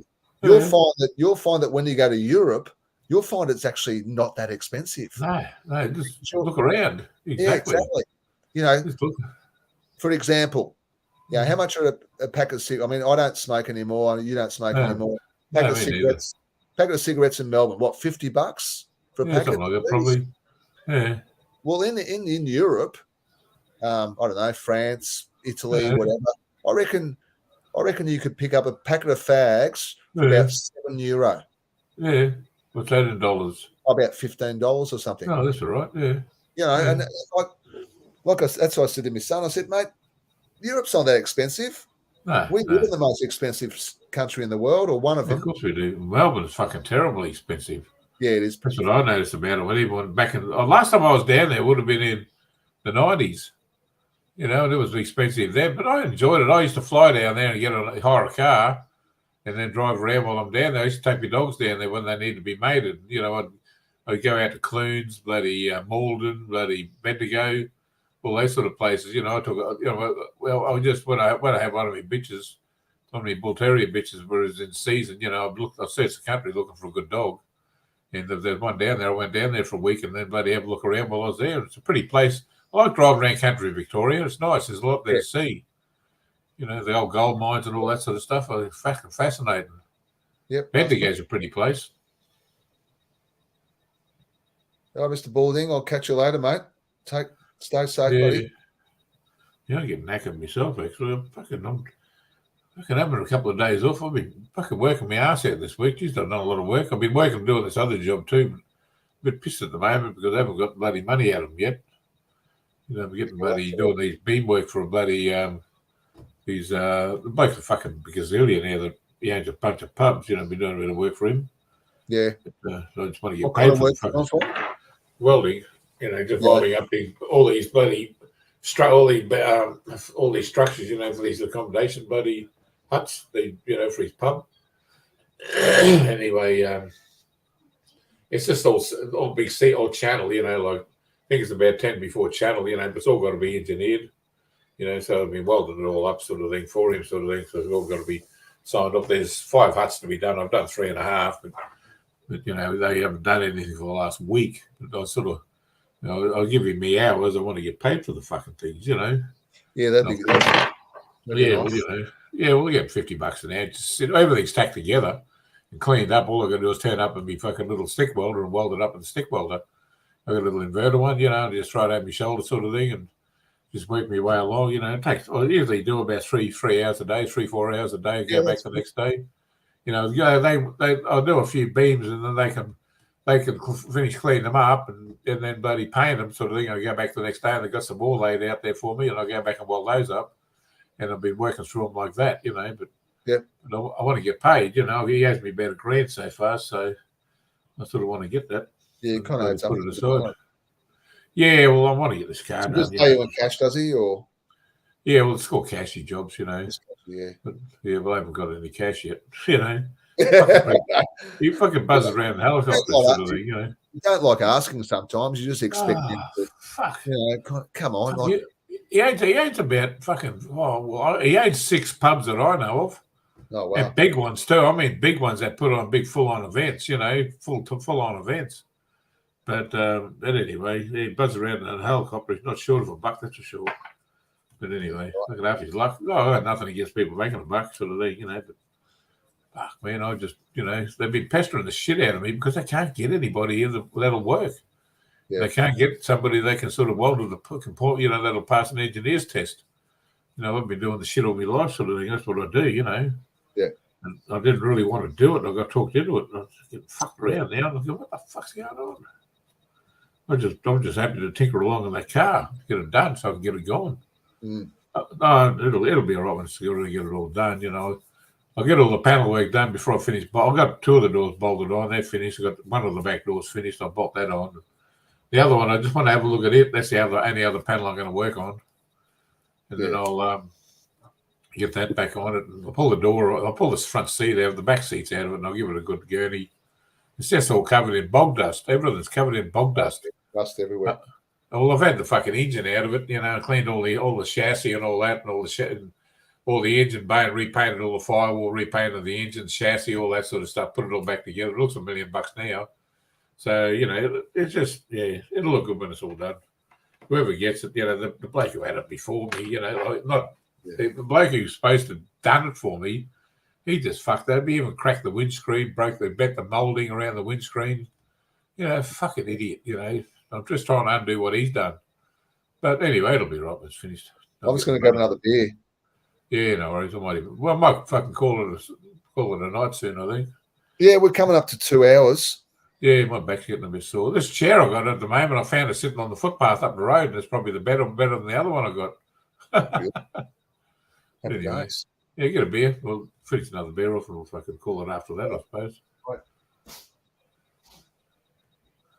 Yeah, it's gone pretty quiet. What's the time? Oh, yeah, 26:05. Yeah.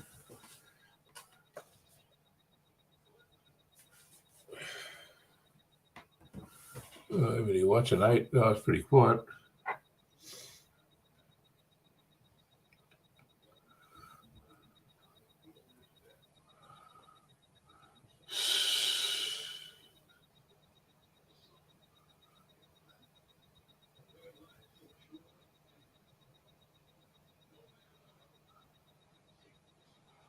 Oh, man.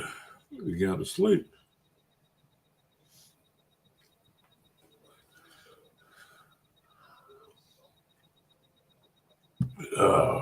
Who's around? Anybody still around?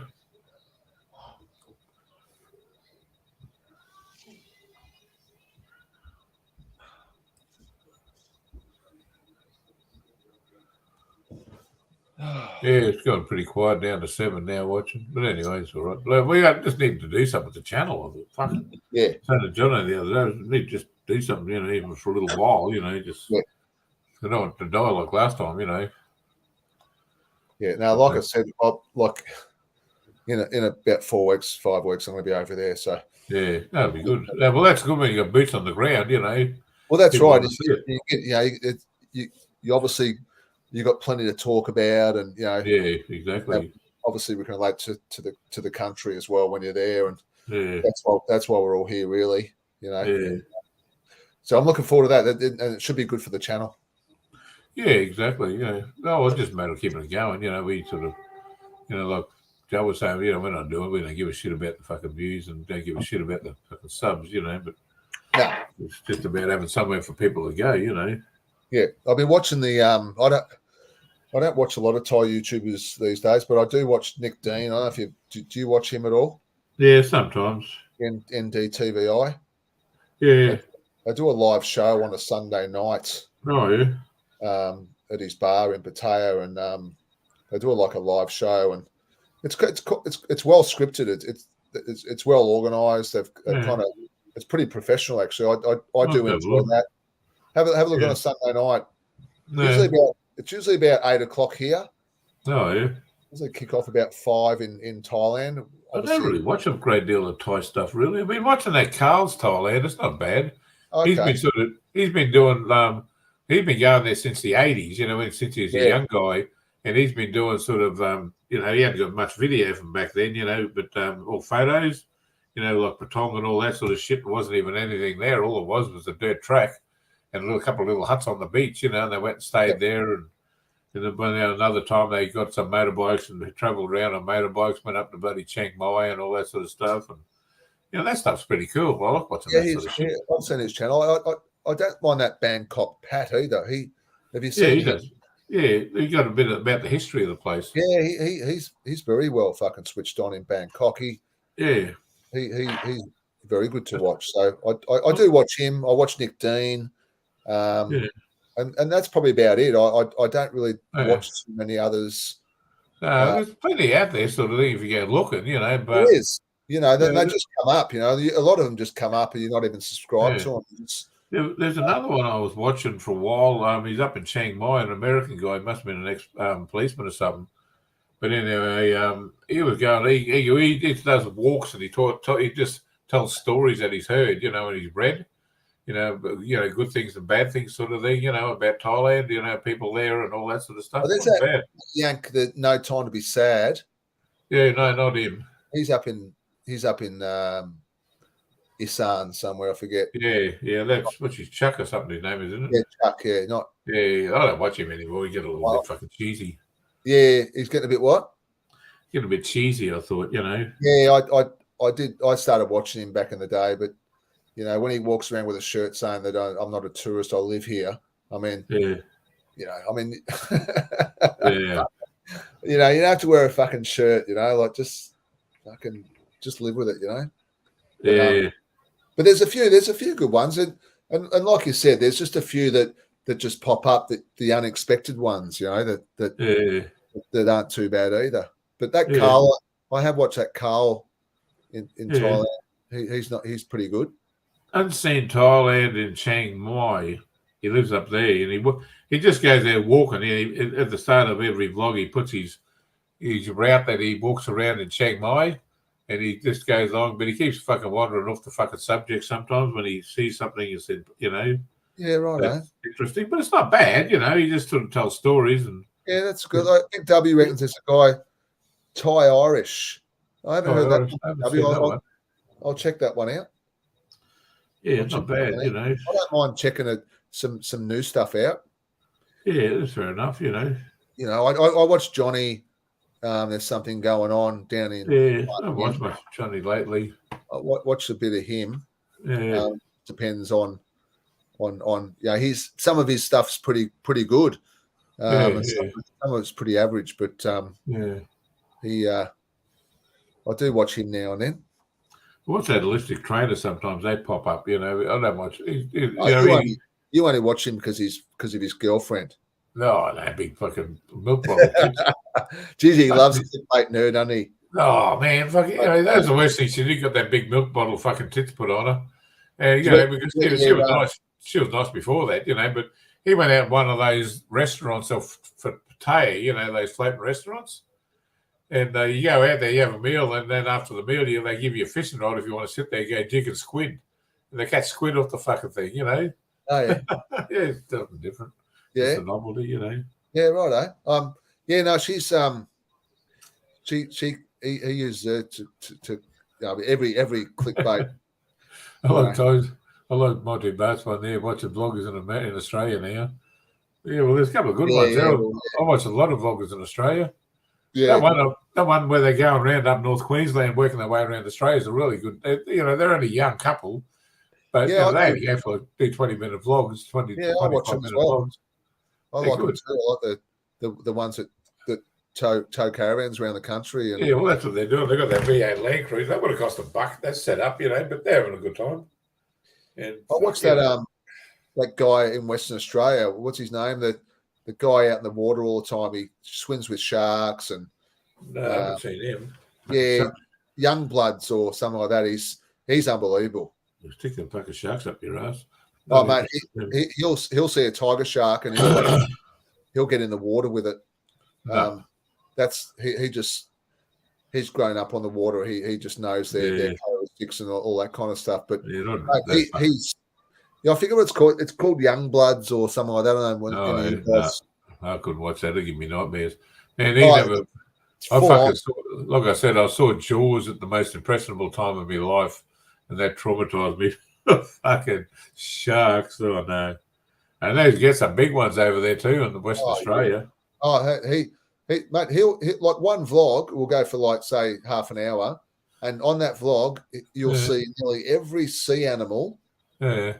He'll be fishing or something like that. Next thing you know, these humpback whales fucking swimming. Yeah, that's incredible, eh? That's tough. And then he'll go free diving and stuff like that, and come up with these. He's always eating crayfish. Yeah. We get him over there. You don't get him here, eh? He's got, he's always eating crayfish and big fish and mac, and snapper and coral trout. And, when you get all that, you get all that stuff up in the reef, and just around here, you can get them here if you want to pay for them. He cooks it. he like cooks it right there in front of you, on the beach. The fish might be, he might have killed it within 10 minutes, and next thing you know, he's cooking on the on the gas barbie that he's got, the gas barbie, and people love it. He's got like over 2 million subscribers. What's he called?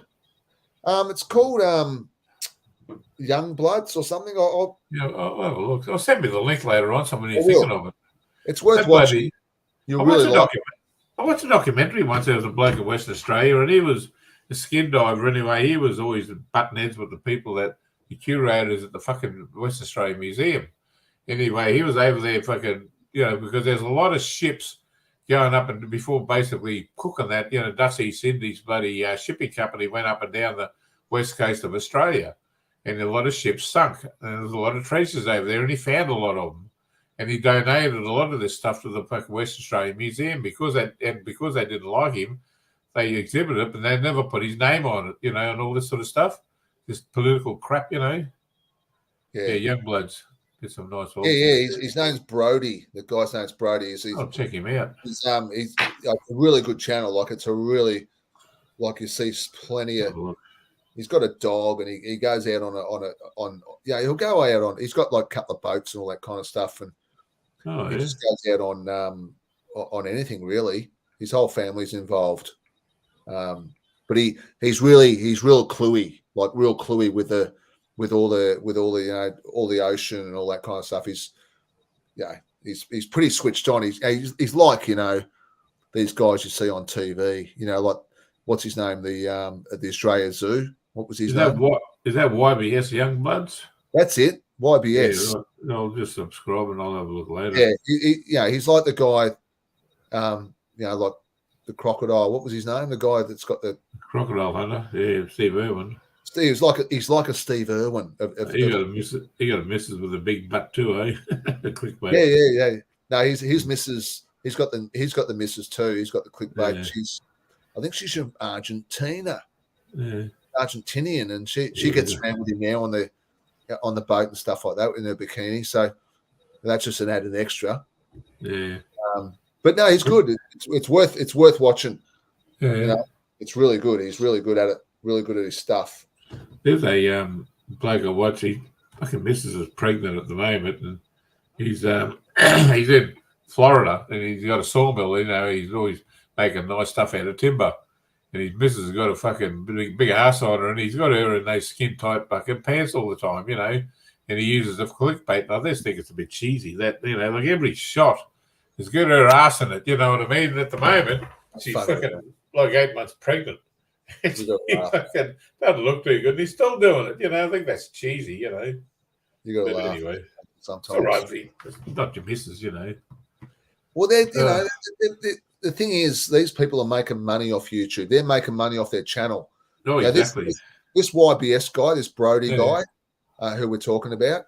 I mean, like I said, it's a really good channel, but he's making a shitload of money. Yeah, I'll have a look. He's making a shitload of money off YouTube. So it's worthwhile him getting a bit of clickbait on there as well, just ups his subs, up his views, all that kind of thing. Big Briggsy's Sport Fishing is another good Aussie channel. Yeah, I'll check that one out, my two. But there's plenty around, isn't there? There's plenty around. I was the crocodile bloke up at the top end. What was his name? The guy that flies the choppers. That guy. He fly the choppers around. He goes on the farms, like these cattle farms, and gets rid of the big crocs because they've been eating all their cattle and stuff. Do you know him? No. I forget his name now. Fucking hopeless with names, but he's good to watch as well. He's actually got a TV channel that actually, he had a TV series just not so long ago. It was on TV down here in Melbourne. Oh yeah. He's really good. He's really good. He's like a Steve Irwin. Oh yeah. Massive. He's just really good with crocodiles. I'm just looking up this dude on social blade in a minute.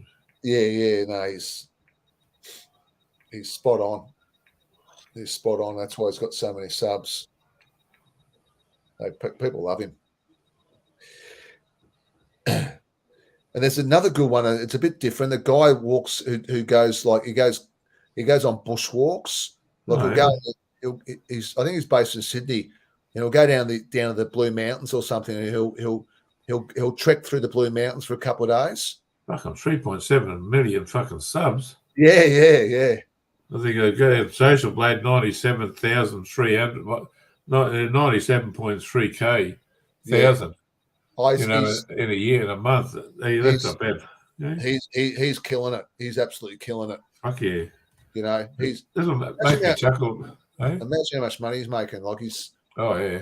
You know, like he only started off with a really small boat. Now he's got 2 big boats, and oh yeah, fucking just bought a new house, and his house is right near the beach. I think he's near a place called Exmouth or something like that. Yeah, that's down south a little bit from Perth. I remember. He's there somewhere. Yeah. A lot of towns down that way are called the cleanest beaches, the whitest sand in Australia is south of Perth. Oh, these beaches, places. You'll see it. These beaches are pristine. Yeah, beautiful, pristine stuff. Squeak. I've got a mate lives over there, and he just said, "You walk on the beaches over here," he said, "They squeak."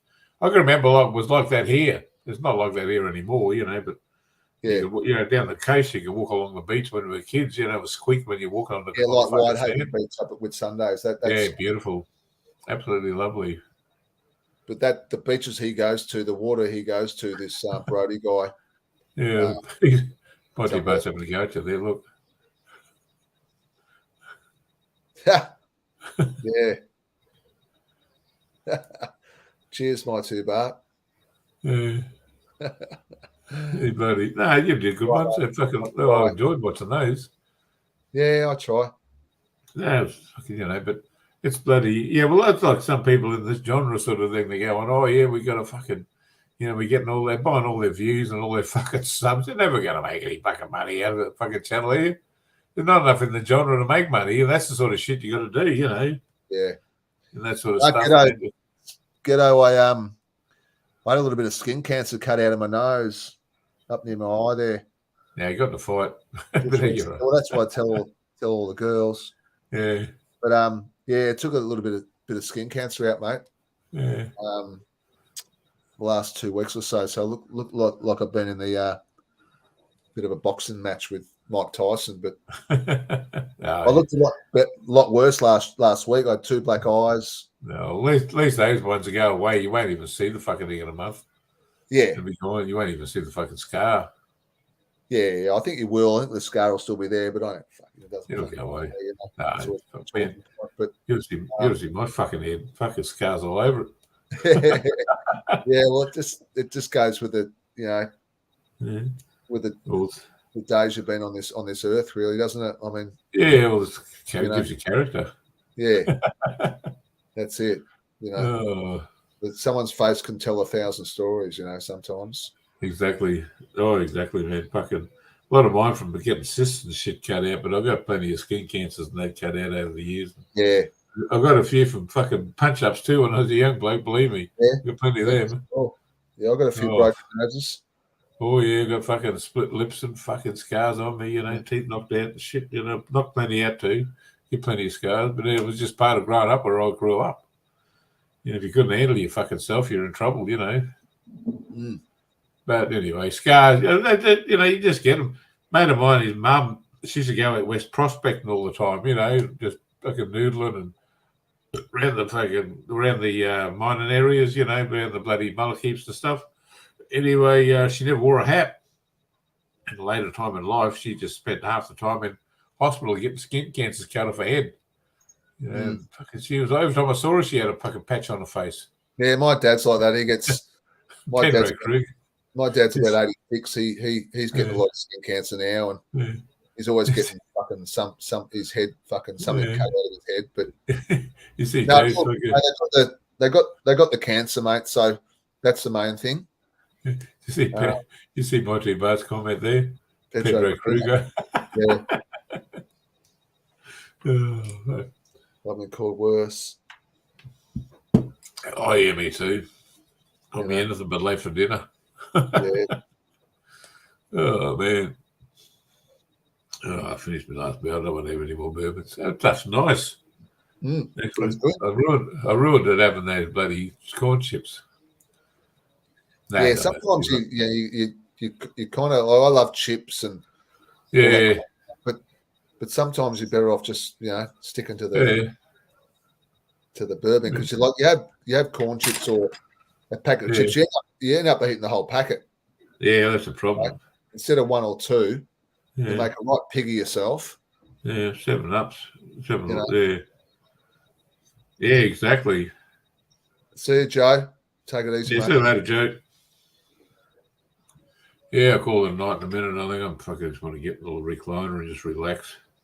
Having a couple of days off and just going to fucking take it easy. Want to get back into it, but I just want to recuperate first.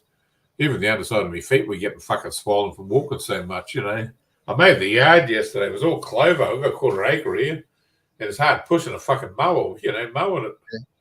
It was getting a bit long, so I thought I'll get it done because we got this rain coming and it'll get out of hand, it'll give me a bit of exercise, so.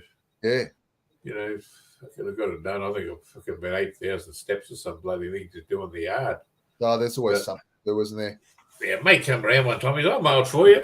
I've got a big mower. It's about a 22-inch wide.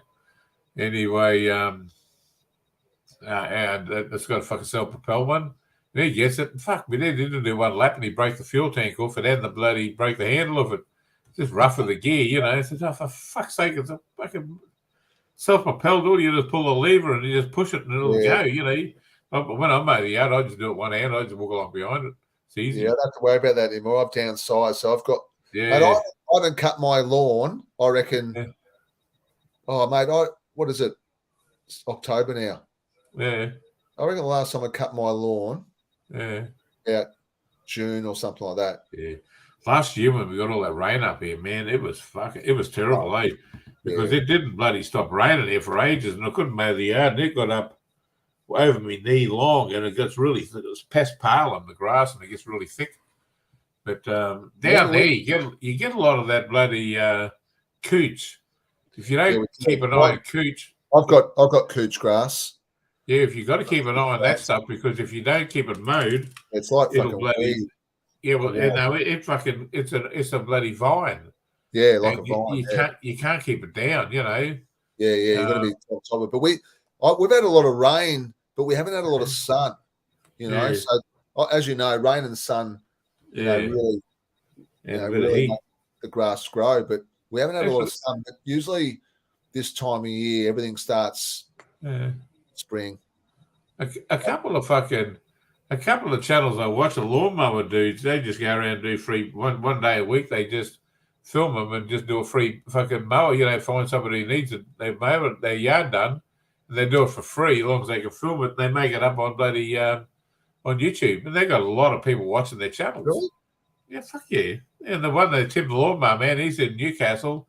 He's a firefighter. That's what he does. But when he's not firefighting, he goes there doing yards. And he does them for free.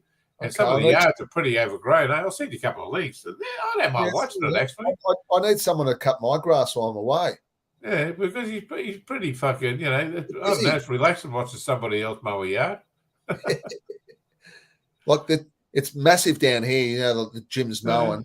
This time of year, there's so many, back in the day, you hardly ever saw someone with a business, with a lawn mowing business, used to be an old bloke or something like that. But now, everyone's got a lawn mowing business, haven't they? Oh, well, they're fucking no wonder. They want like $150 to mow the fucking yard. Yeah. You do 4 of them a fucking day. That's not 5 of them in a day. That's not bad money. Yeah. Fuck. But I don't fucking pay it. I'd rather do it myself because I do the, just get the exercise. But, it's fucking, I had a young bloke used to come around for fucking, used to do mine for $70, but he got done for drink driving, so he don't come around anymore. Yeah, I need someone actually to come around and do mine while I'm away. Just once. Yeah. I need someone to come around. Probably once, when summer comes up, you probably really need to cut your grass in Melbourne once every 2 weeks. Yeah, well, here you can do it every 2 weeks. You got to, otherwise it'll get away from you. Yeah, it's right. In the summertime, it gets pretty hot up here, and it really takes off. My yard's all past Palem. and it grows quick, but it doesn't grow thick. You know, if I'm lucky. But at the moment, it's all the whole backyard was all bloody clover because it's spring, you know, and there's just bees everywhere. I've never seen so much clover in the yard. You know, we've had the space since 1970. So, but anyway, fucking 50 years, I've never seen so much clover in this yard. It's just weird. Yeah, right. Must be glad. I see all the bloody Democrats and they're all going on about that big hurricane that went through Florida the other day. It's all global warming. It's all global warming. The fucking, you know, the storms are getting worse. The storms are getting worse. Anyway, bloody, then they're getting shut down all the time. They're fucking morons, eh? Yeah. I don't know. We're getting them for fucking ever. Well, they're not as bad as what this one was. It was just a bad one. Fucking cat scratching the fucking couch and that. No, mine does it all the time. She's a little bitch. I've got a scratching, like a scratching. Yeah, I never use it. I've got one too. She's a little shit. She does it because I tell her not to. Fuck out of the fucking lounge. My cat's a tortoiseshell. Anyway, she can be sitting there watching TV. She said, watches TV with me. Talks to me, the fucking thing, eh? It's only a little thing, but she's tortoiseshell. Anyway, I watched this thing on YouTube, on fucking YouTube once about cats. And they said the ginger ones just, once they claim you, that's it. They just loyal to the end. You know, they love you and it'll never change, you know. But tortoiseshells, they call them, they got tortitude. You know, they got real attitudes about them. Yeah, right. And they get bad-tempered little cunts when they want to be, which is what mine is, but they're really loyal. And she never leaves me, that cat. I could be out in the yard. No matter what I'm doing, she's right there beside me. Whether I'm hanging out the washing, anything, she's right there beside me every time. Never lets me out of her sight. You know, I'm sitting there, you know, she comes up all the time. I'll be watching TV. Every fucking 20 minutes, she's up there on the fucking coffee table beside me, looking at me for a fucking snack, you know, so I keep little treats there, you know.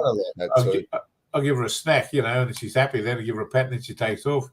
But, you know, I've had her for 7, probably nearly 8 years, and she's still like a kitten. She still plays all the time. Yeah. Favorite toys are small, little, short, bloody, if I get those little bloody zip ties, you know, and I'll get there and I chuck one of them at her, and she gets it, picks it up and throws it all over the place. She runs around the house, throwing the fucking thing up in the air, catching it, playing with it. It's funny little kids. They're good company. Oh, they're good. I like them because they're independent. Yeah, exactly. We can go away for a few days and they'll look after themselves. As long as they eat food there. When we go to Thailand, we have to put them in a cattery. Yeah, I couldn't do that with mine. I did that with mine and she nearly died. She's just so fucking attached to me, eh? She doesn't like that. I put him in one last year when we were moving house, and I fucked up with the settlement and stuff, and we had to stay in Airbnb for about 3 months. Yeah, that would have hurt her. We had the cats in this fucking cat motel. Yeah. And they were never the same. They weren't the same for ages. They're just coming good now, I reckon. And they were just fucked. They were really scared. And well, I went away for a week and I put mine in a cattery and fucking she never ate for 4 days. Yeah. And when I come back, they were worried because they were trying to get in touch with me and I was out in the ocean on a boat cruise.